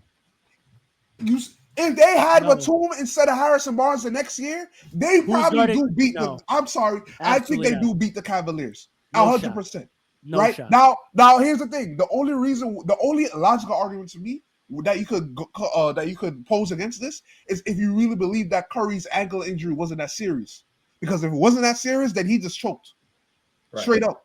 And I think I said a few years ago, I'm starting to think maybe Curry did choke that year and it wasn't that. I'm not sure. For me, Real ankle quick, let me injury say this for a real quick. jump shooting player is not an excuse. If you're a That high ankle- flyer and that you have a ankle is very blown important when you're tire, shooting. sure. I didn't say that. Did I say that? I didn't say No. it wasn't important. You I didn't. said for me, a jump shooting player, I'm not giving you ankle. I disagree with that wholeheartedly. But listen, all I'm gonna say Same way I didn't give Bron wrist because you could dunk with a hurt wrist. that's different. That's completely different. That's completely. I'm to just me, saying, that's like, if your injury is not in a like, I get it. You have to have a solid base for it to make that's shots. huge. Come on, dog. I see it. You gotta agree to disagree with that. He said, "Come on, dog." You gotta agree to disagree with that one. But to me, If Derrick Rose had a bum ankle, I'd understand. But nah, I don't know. But to me, I think that's still a big deal. But anyway, all I'm gonna say, I'm gonna leave it here. Kevin Durant, they didn't need Kevin Durant to me. Kevin Durant put them over the hump, right? What they needed was Curry to play like Curry does in the regular season. He doesn't even have to elevate. Just do what you do in the regular season, which is not impossible to ask any player in the NBA. If you do what you did, go ahead. Wait. I'm sorry. Can we? Because I have to just double check this, and I forgot, and I think a lot of us forgot. Steph Curry wasn't the only person that was injured. but he was the only one where that Who else? affected that to that level, though. Who else? Andrew doesn't Bogut matter. was injured as well. They lost their entire inside presence. Please. And then Draymond got. Please. And then no. Wait, who'd you say? Bogut? Please, Yes. please stop. Bogut. Please. He was their defender. He was their inside defender. What are we talking about? Real quick. He didn't even play in the Paul, fourth quarter. They had a death lineup for a reason. He was. that's a fact. Bro. But Paul, do you That's you true. He agree didn't with even what play in I'm the saying? fourth quarter. Okay, But this they is lost their okay. I'm gonna defensive answer. edge. Hold on, man. I was That's not- gonna close off. I was gonna close off by answering exactly what you just asked me, Alan. Okay. To me, this is why what Kevin Durant did was a basketball sin. 100. You don't need to be there. To me, right? What we saw was a complete domination based off of talent alone. I will never forget when they were on a fast break. I think this was 2017, right? Like in the first quarter, it was Steph, Clay, and Kevin Durant running down the middle, right, on a fast break. And J.R. Smith had to make a decision. This man, J.R. Smith, I think Clay wasn't there. I think it was just Steph and going to the corner and Kevin Durant running down the middle on the fast break.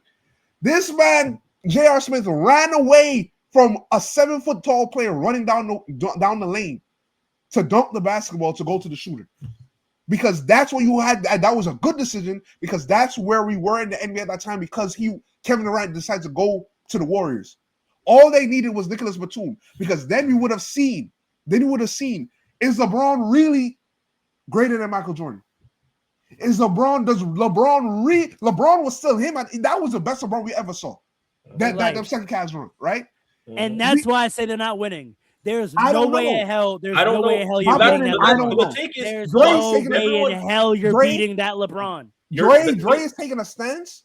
I'm saying I don't know. No. I'm taking a stance. I'm saying no. And Ro, no.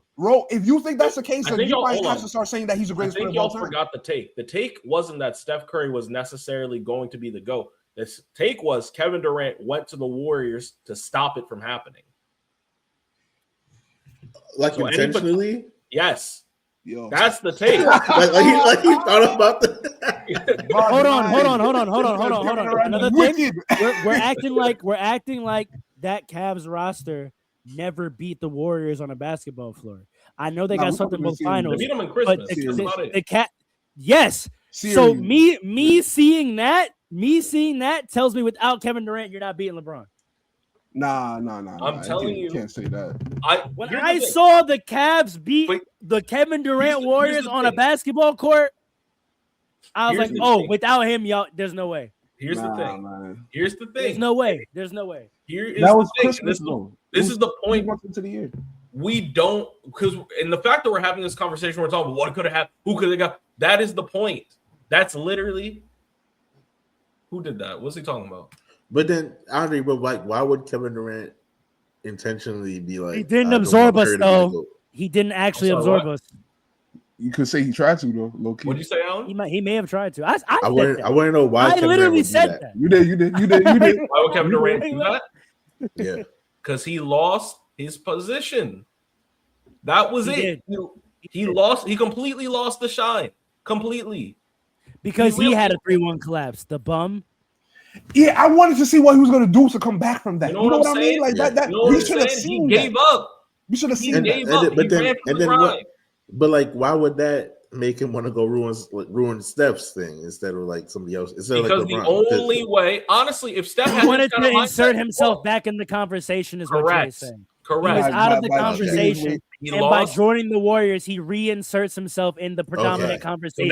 That's very different from saying what you just said, but that makes sense to me. It's not that different because here's the difference. He also had he blew a 3-1 lead that year, right? No one talks about it. It completely gets overshadowed.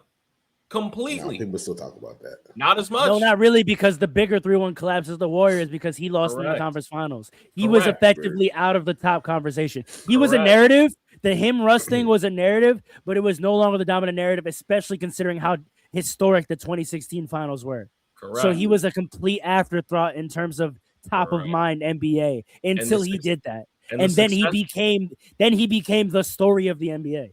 And the success of it was effective because who is considered the number one option on that Warriors team? It's not Steph. It's not Steph. Even though we consider the debate between LeBron and Steph. Even if he wasn't, the early story of the entire NBA was Kevin Durant and Steph Curry trying to figure out how to play together. Correct. That was the whole. No one even. The only other time I've ever seen a champion talked about less was the 2011 season. Yeah, because LeBron went to Miami. Yeah. Like no one cared about the 2-time champion Lakers. They just won a back-to-back on a journey for a 3-peat, and that was a less big story than what's LeBron gonna do with the Heat. Kobe could have got his 6th chip and nobody cared. Nobody cared. Yep. It's crazy. Until they played each other, right? And then it was the biggest thing in the world. Right. Yeah, you're right. That's a good point.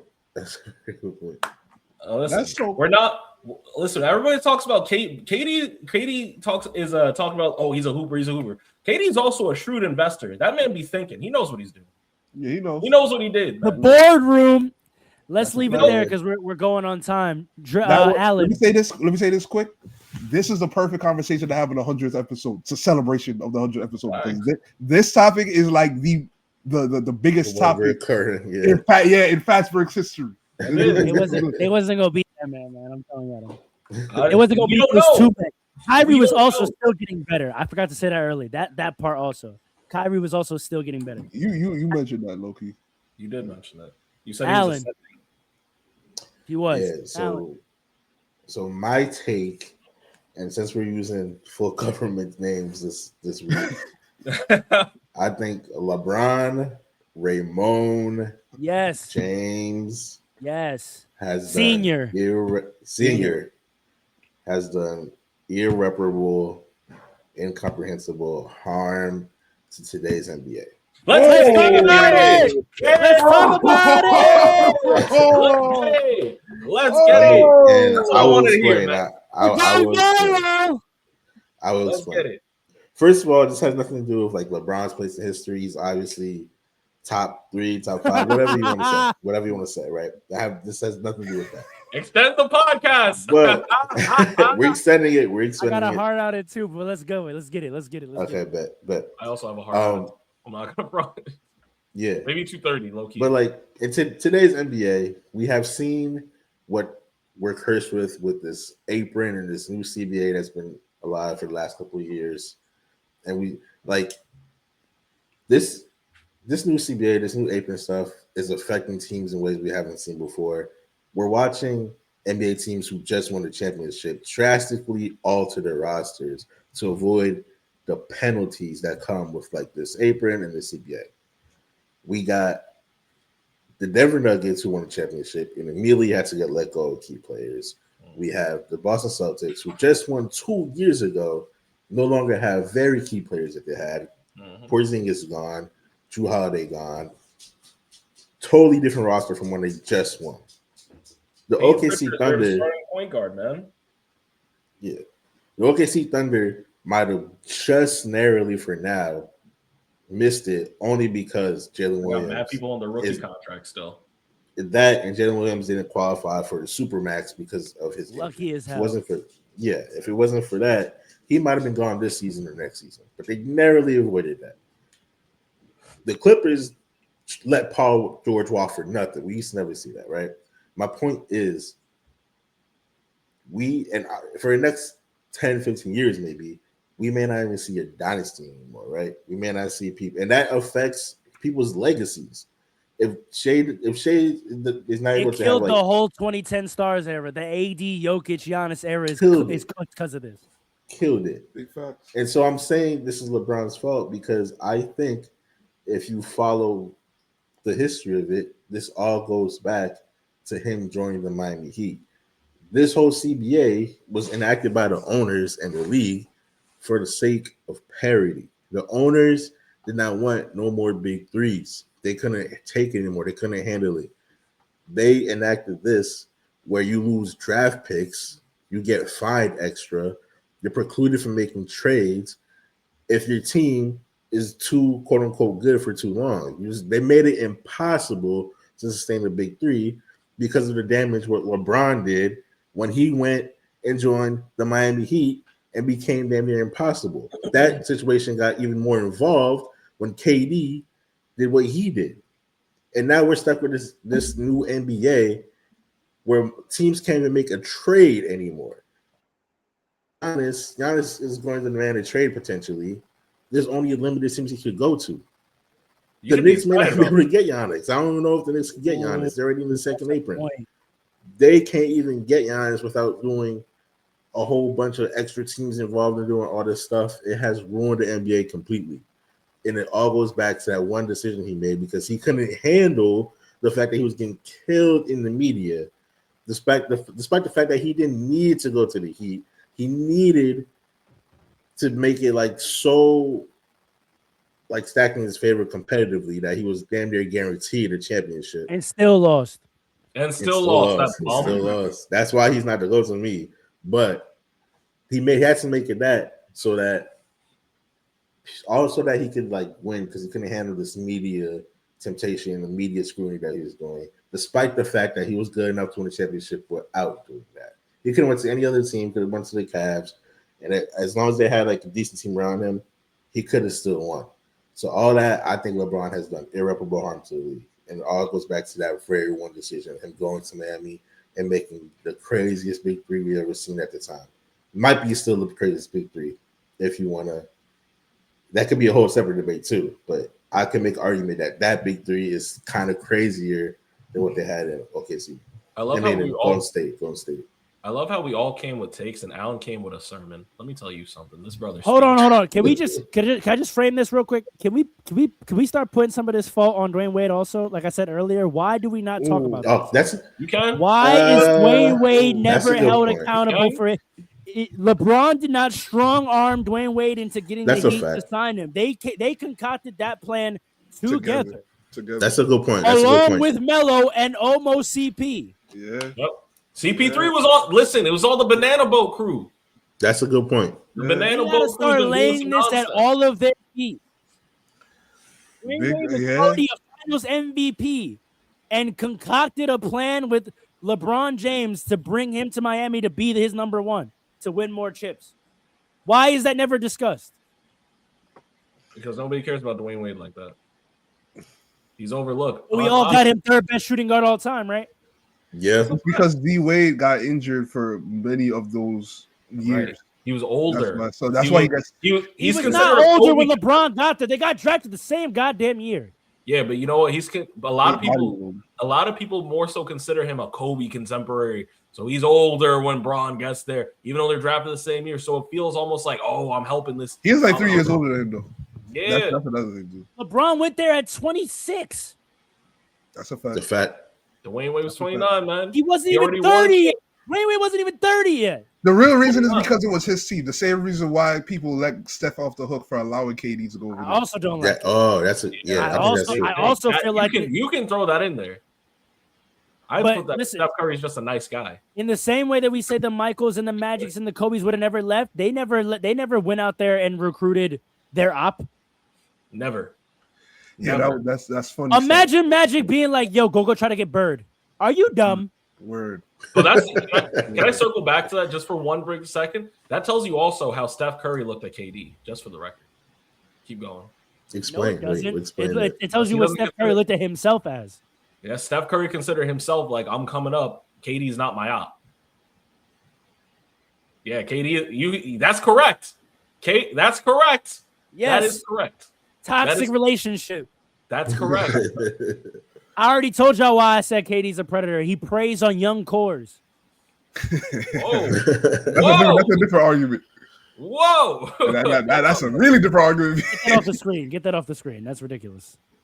That was wild. Now, what's wrong with him? What's wrong with you, brother? Why is it not? Oh, all right. Let's do not add that to the screen. Anyway, I got you. Not doing that. We're not amplifying that message. You guys are crazy. Anyway, listen, I agree. I agree with you, Alan. I always said Kevin Durant ruined the NBA, but he wouldn't even think to do that if it wasn't for what LeBron did. That's what I'm saying. 6 years before. So I fully agree with you. I think I don't know if ruined is the word though. I don't know if it's ruined because at the end of the day there is more parity, and that's not a see to me. Parity allows us to know who's really great like that. I think the opposite. I think the absolute opposite. Everybody is mid. No. Listen. Parity has created a disease, an infection of midness. There is so much mid all over the NBA. You don't know who's really good anymore. No, that's not true. No, we know who's good. Only this year because the Thunder are heads and shoulders, but even that shows that everybody else is mid. We don't listen to me. Listen. The reason I think we know who's great and who's not when there's a lot of parity is because if you're really like that, you dominate this ever. I mean, that's what happened. That's happening right now. No, it's not. You don't know what Thunder going to do. Thunder is dominating right now. They've won It's been a year and a half. It's a regular season. Yeah, They're 24-1 right now. What are we saying? It's been 1 year and a half. Andre, one year and a half. Well, actually, 1 year and a quarter is not domination. All right, man. Listen, the media hype for you. The media is trying to turn this into a spectacle so we could be super hot. No, No. I think they're good. I I'm think not they falling. should hype this up though. They should hype They this should up. hype this up. Like Correct. this is gonna give this year is giving Shea the shine that you said that he should have had last year. Yes, That's true. About time. So this hype is warranted. I don't they like should. that. This is what it takes. That's my point, though. Because there's so much I like mid, that. you have to It's a be 20. parody. You have to be 24-1 for motherfuckers to give you your props. Like that's ridiculous. Yeah. I mean, that's fair. But all I'm saying is dominate this era. It's open. Just like how Jordan, when there was parity in the That's a NBA, fact. If Jordan and Kobe were here Jordan right now, dominated that era. They would violate. Parody. What parody? What In the league parody? right now? He said there was parody in when the Jordan was doing his thing. What parody? Oh, you're the bugging. teams were evenly balanced for the most part. Where? In what league? Jordan being great doesn't mean there wasn't No, parity. well, the Knicks were Jordan, good. wait, hold on. Jordan being great doesn't mean there was Knicks were parity. good. The Hawks Jordan were being good. great means that he was great. How You many see good what I'm teams saying? could you name? Could you name from those eras? You said From the what? 90s. You said Name what? the amount of really good teams from the 90s. Name them. Portland, Really Lakers, good? Phoenix, Knicks. Lakers were not good. We just established this. The Lakers were not good in the 90s. First 3 years. First No, 2 they years. weren't. No, they weren't. We literally established that They an were, hour they ago. were in the Lakers finals were in bad. 91. I said, Come on, man. It's 1 year. 1 year. You could ignore that, right? But all I'm saying is this, right? What Nah, do you say? name Really the great? good teams. Name the Knicks? really good Okay, teams. okay. What do you mean by? Well, what do you mean by good? That's what. What do you mean by good in this era? I'm saying, right?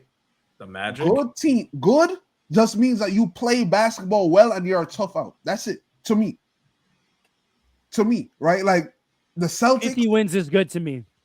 50 wins is a good team to me.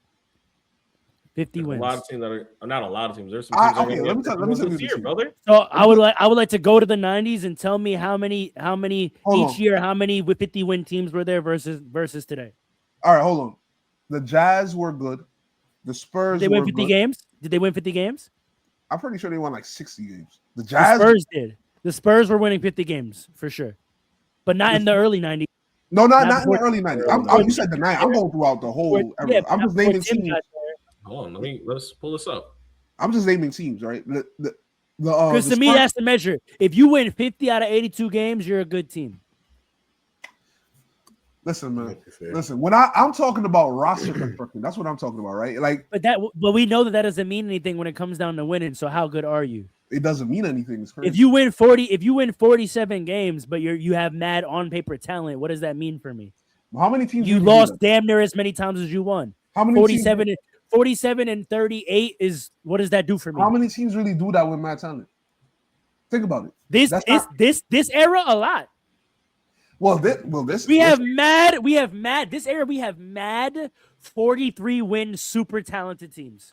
This era. The Clippers last year. How much talent did the Clippers have on their roster last year on paper? Hold on. And they won 44 games? I think those teams, those stars get exposed. Their star power is diminished, and we're That's like, my point, though. That's my point, though. No. But I'm talking. But wait, though. Wait. Right? They're not as nice as we thought they were. That's what I'm saying. That's my point. It's a bunch of mid. No, I'm talking about the individual players on those. Super Them too. That's all I'm talking. I'm not. If you have a well constructed team, I'm not calling you just say a bunch of mid. Wait. I'm not doing that. All I'm Where saying. are the well constructed teams in today's NBA? Is my point. You said what? Where Say the that again? well-constructed Where teams? are the well-constructed teams in You the got the NBA Knicks, you got the today Thunder, or you in got the the Jordan You got era? the Lakers. All over the place. They're all over the place. All This over is the Name place. really them. Name them. Name Okay. them. In this The era? Spurs, the Lakers, the Knicks, the Thunder, You're done. That's it. Cleveland. If Darius Garland is healthy, Timberwolves are not well constructed. They're not going to win 50 games. Timberwolves, Pistons. The Pistons, Celtics. I'll give you The that. That's it. Cavs, The Cavs too. are not winning 50 games this year, Not That's this because year. Darius Garland's injured, not because they're not well constructed. which is a flaw of what their construction, right? No, That's it's not. not No, it's a not. flaw. You're Guys reaching, get you're injured. What's wrong with you? You're reaching. Yeah, but if you have guys that are hurt, that means your team is not healthy, which means you're not good. You're not That's there. not the same thing. Wait, That's that not logic the was same crazy. thing. Wait, that logic was crazy. That's not the same thing. If you don't have your talent, then when you show up to play basketball, are you a good team? You said the statement was If Are you they- don't how many have your well-constructed talent, teams- if you don't have your talent, and we go to play basketball because you have mad talent and street clothes on your bench, am I gonna call you a good team? No, you're not going to call me a good You said team. well They're still constructed. Am I going to call constructed. you a good team if all your talent is in street clothes on the bench? No, But it's not what's that happening. doesn't mean you're They not have well one constructed. guy. Though. They That have doesn't one mean guy you're No, that's not. we're important staying to the specific. team. The Cavs don't have one of their stars. So right now, the Cavs are not a good team. They're not going to win 50 games. Are they well Because constructed? they're not. They're still well constructed though. Because the That's- second that's- he gets back, they're winning. What are That's you what talking you said. They're about? not well constructed. That's unequivocally That's false. Okay, That's- all right, that's all right. I like distinguishing phrases, so I'll give you that. Sure, they're well constructed, but how much is good at doing them? It's another year. But here's the thing: how well constructed are they? Because in this era, injuries be killing teams. Whole chances. That Yeah, doesn't because mean- it's parity. That's You what happens lose- when you have parity. You lose your star for 20 games. You win 40 games that year. That doesn't mean you're not well constructed. It doesn't even necessarily mean you're not. That's a what's good supposed team. to happen. But see, that's Where's what's the supposed to depth? happen. Where's the depth? Where's the depth? No. Where's That's your what's depth? supposed to happen, though, Farrell. How many? Well, no. That's If a we want to sign talk of about parity, parity. if we want to talk about real parity, how many teams in the NBA today truly have depth? A couple. I think a lot of teams have all the depth. teams Name we just them. named. Name All them. The all Knicks the good have teams. depth. Every The team we Lakers named have has depth. depth. The Lakers have zero depth. The Lakers have zero. You're out here preaching about their depth all the time. What are you talking No, I'm about? not. No, I'm not. I'm preaching about our exciting whites. But you got 4 of them, and then you got You got, LeBron. you got 4 of them off the bench, and you got The Rui, Lakers. and you The got Lakers KD, are and you last got in the Bron. NBA in bench scoring. Yeah, but when you have that much talent, though, do you really need a strong bench? When we talk about good teams and good roster construction, depth and bench production is a part of that. This is what I'm saying. We're not going to adjust how we identify and categorize things to fit the era. We have to be objective.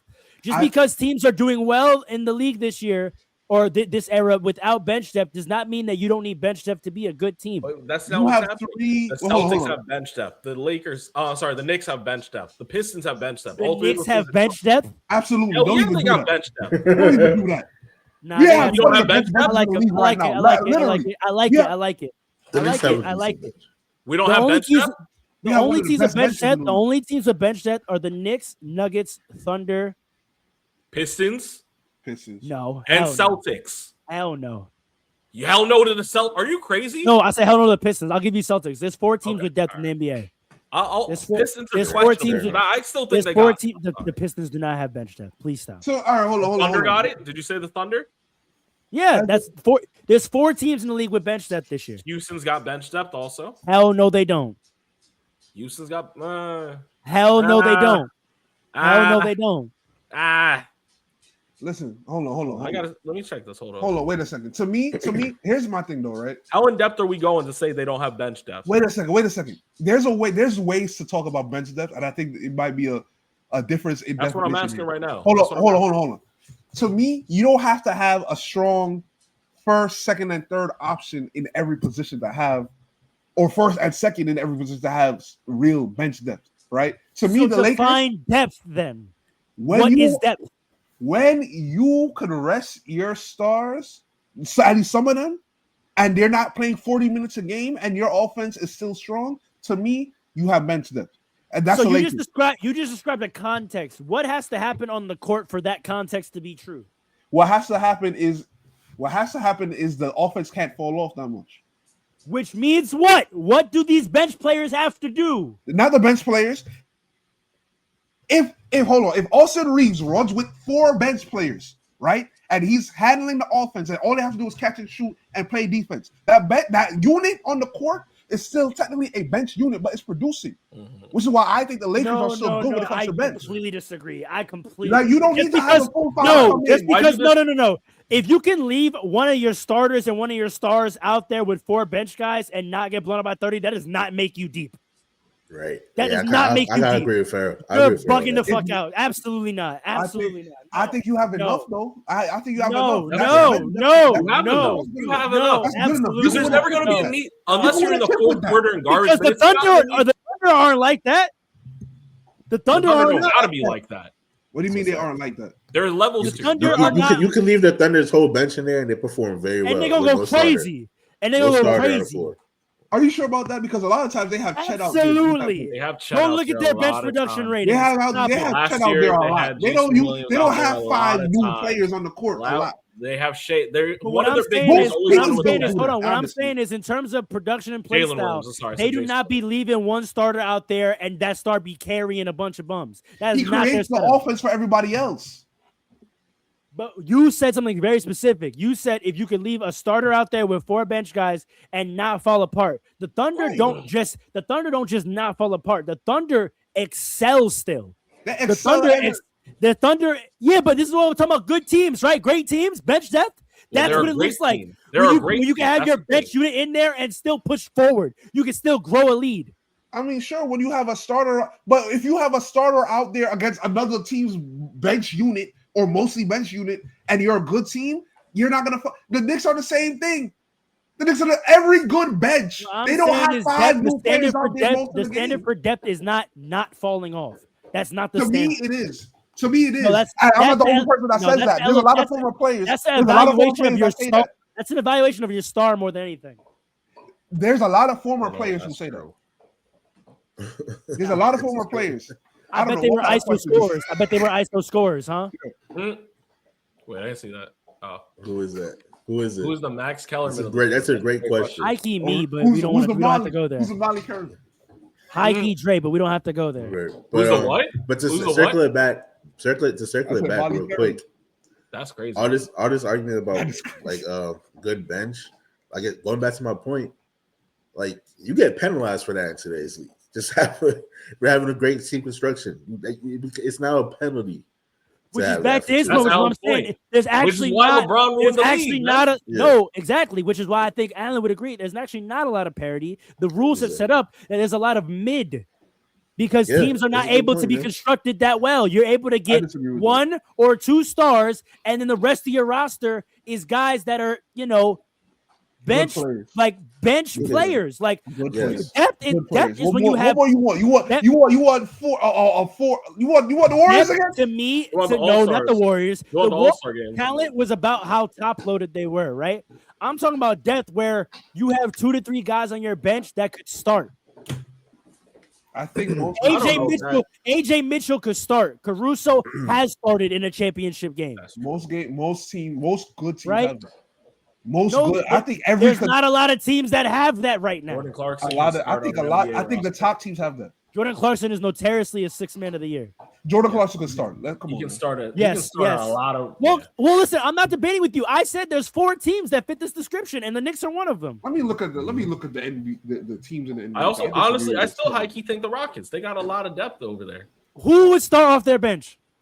What's his name? What's that new kid's name?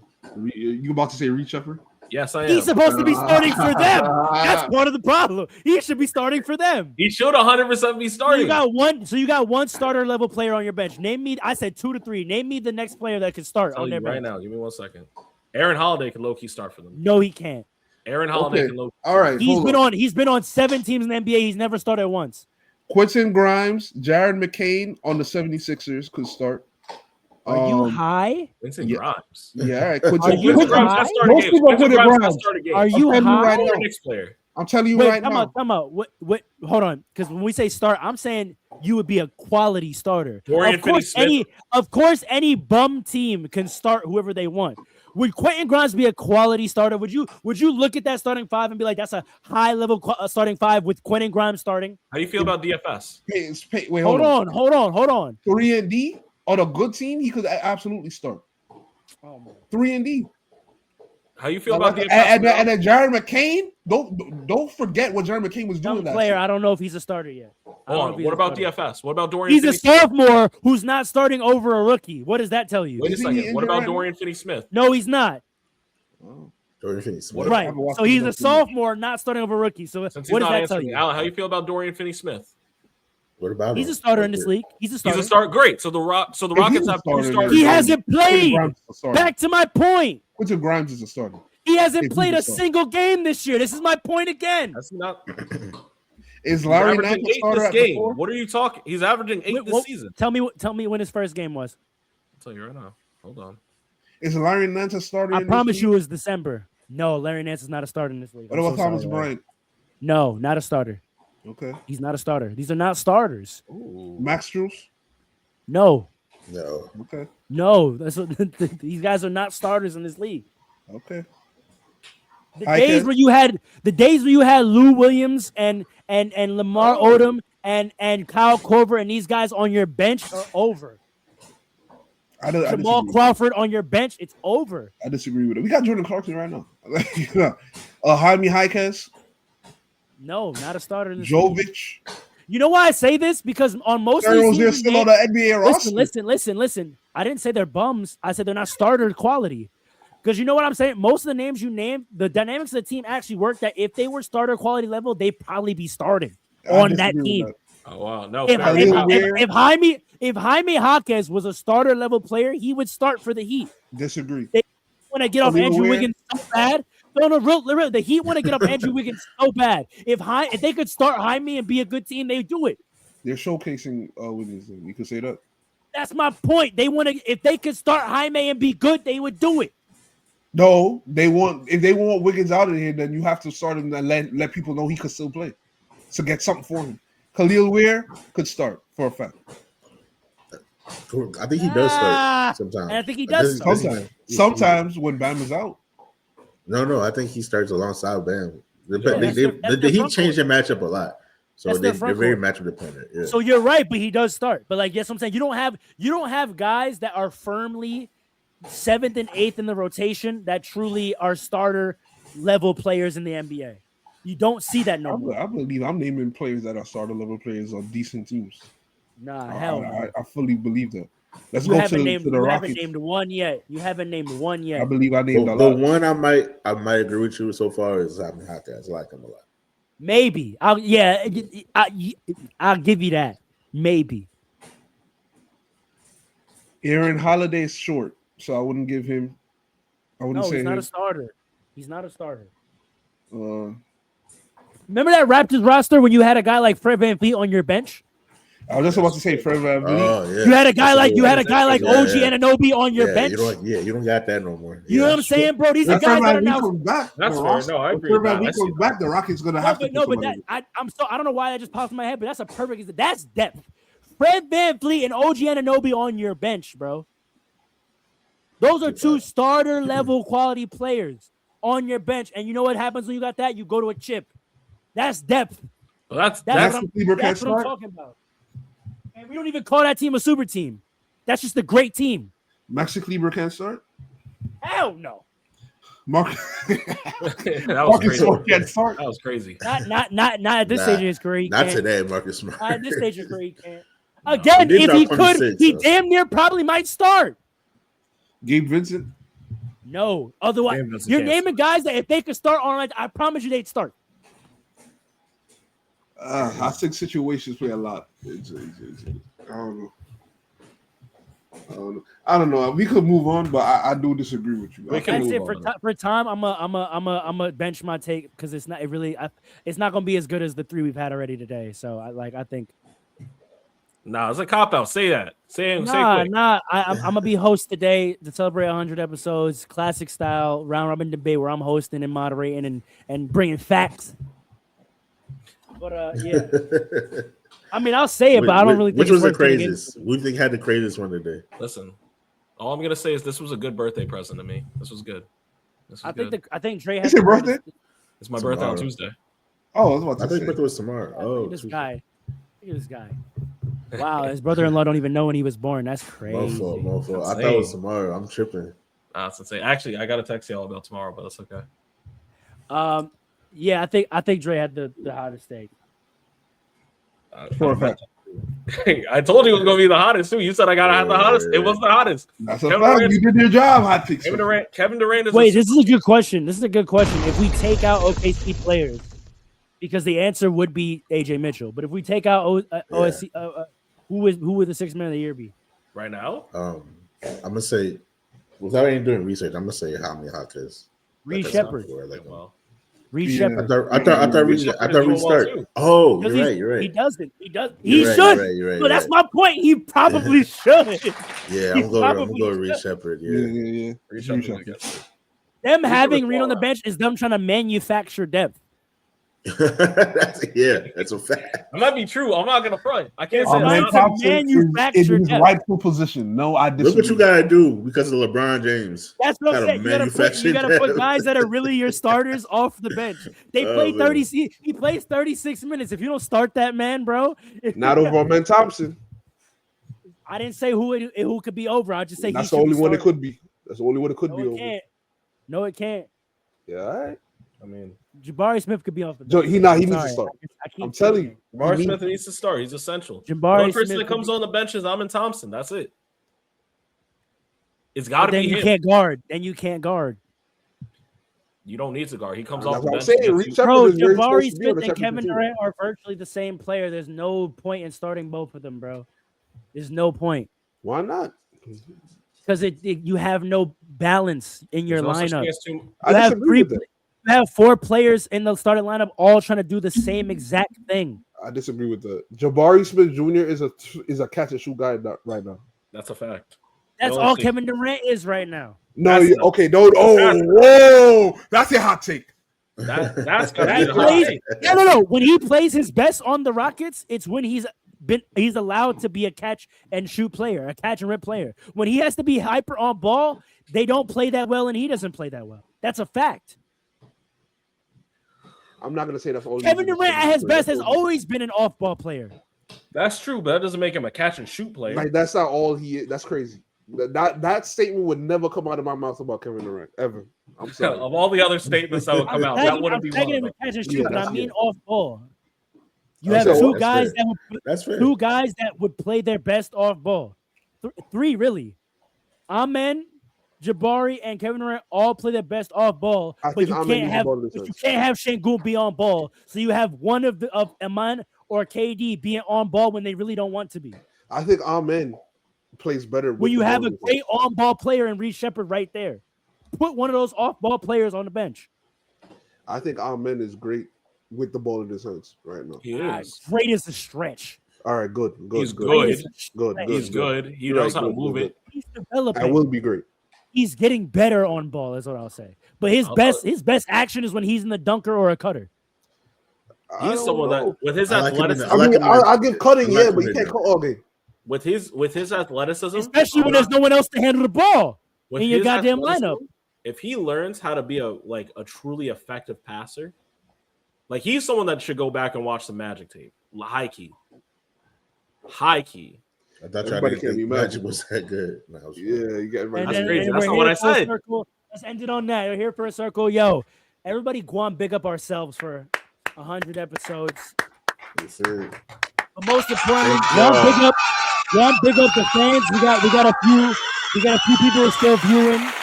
Shout out to y'all. Thanks. Love y'all. We love y'all. Only gonna get bigger and better for here. This Right.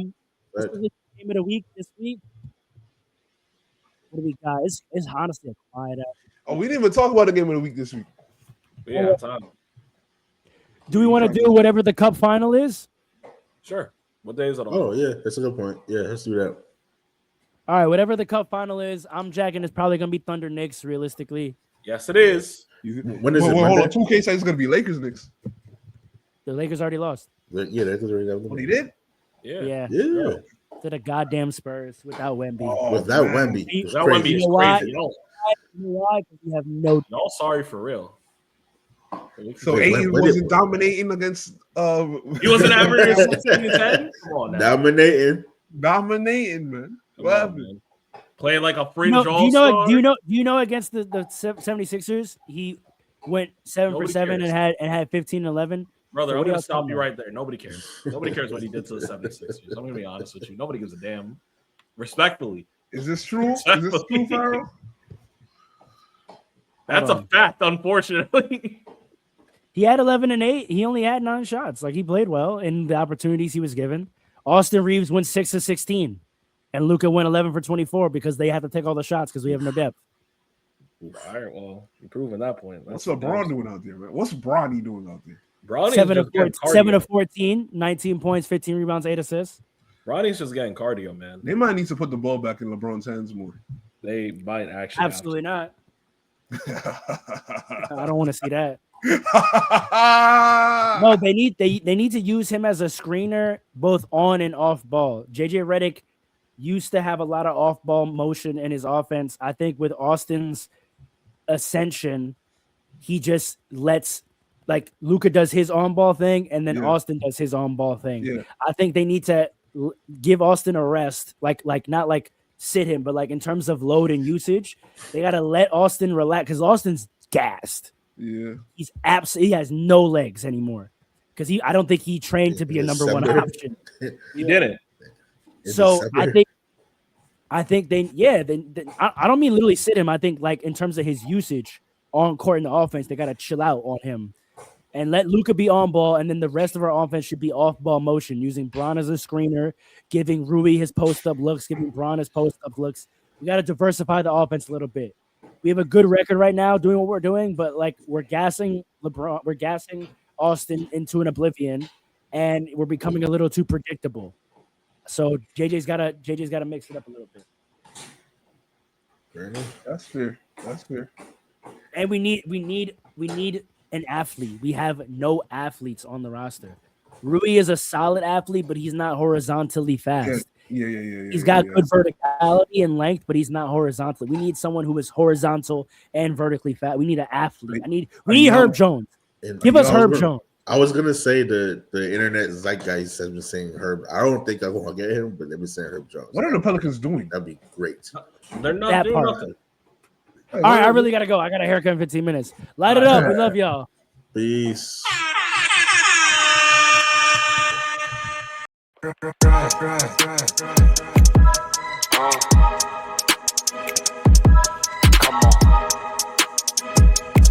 It's Fastbreaks. Listen.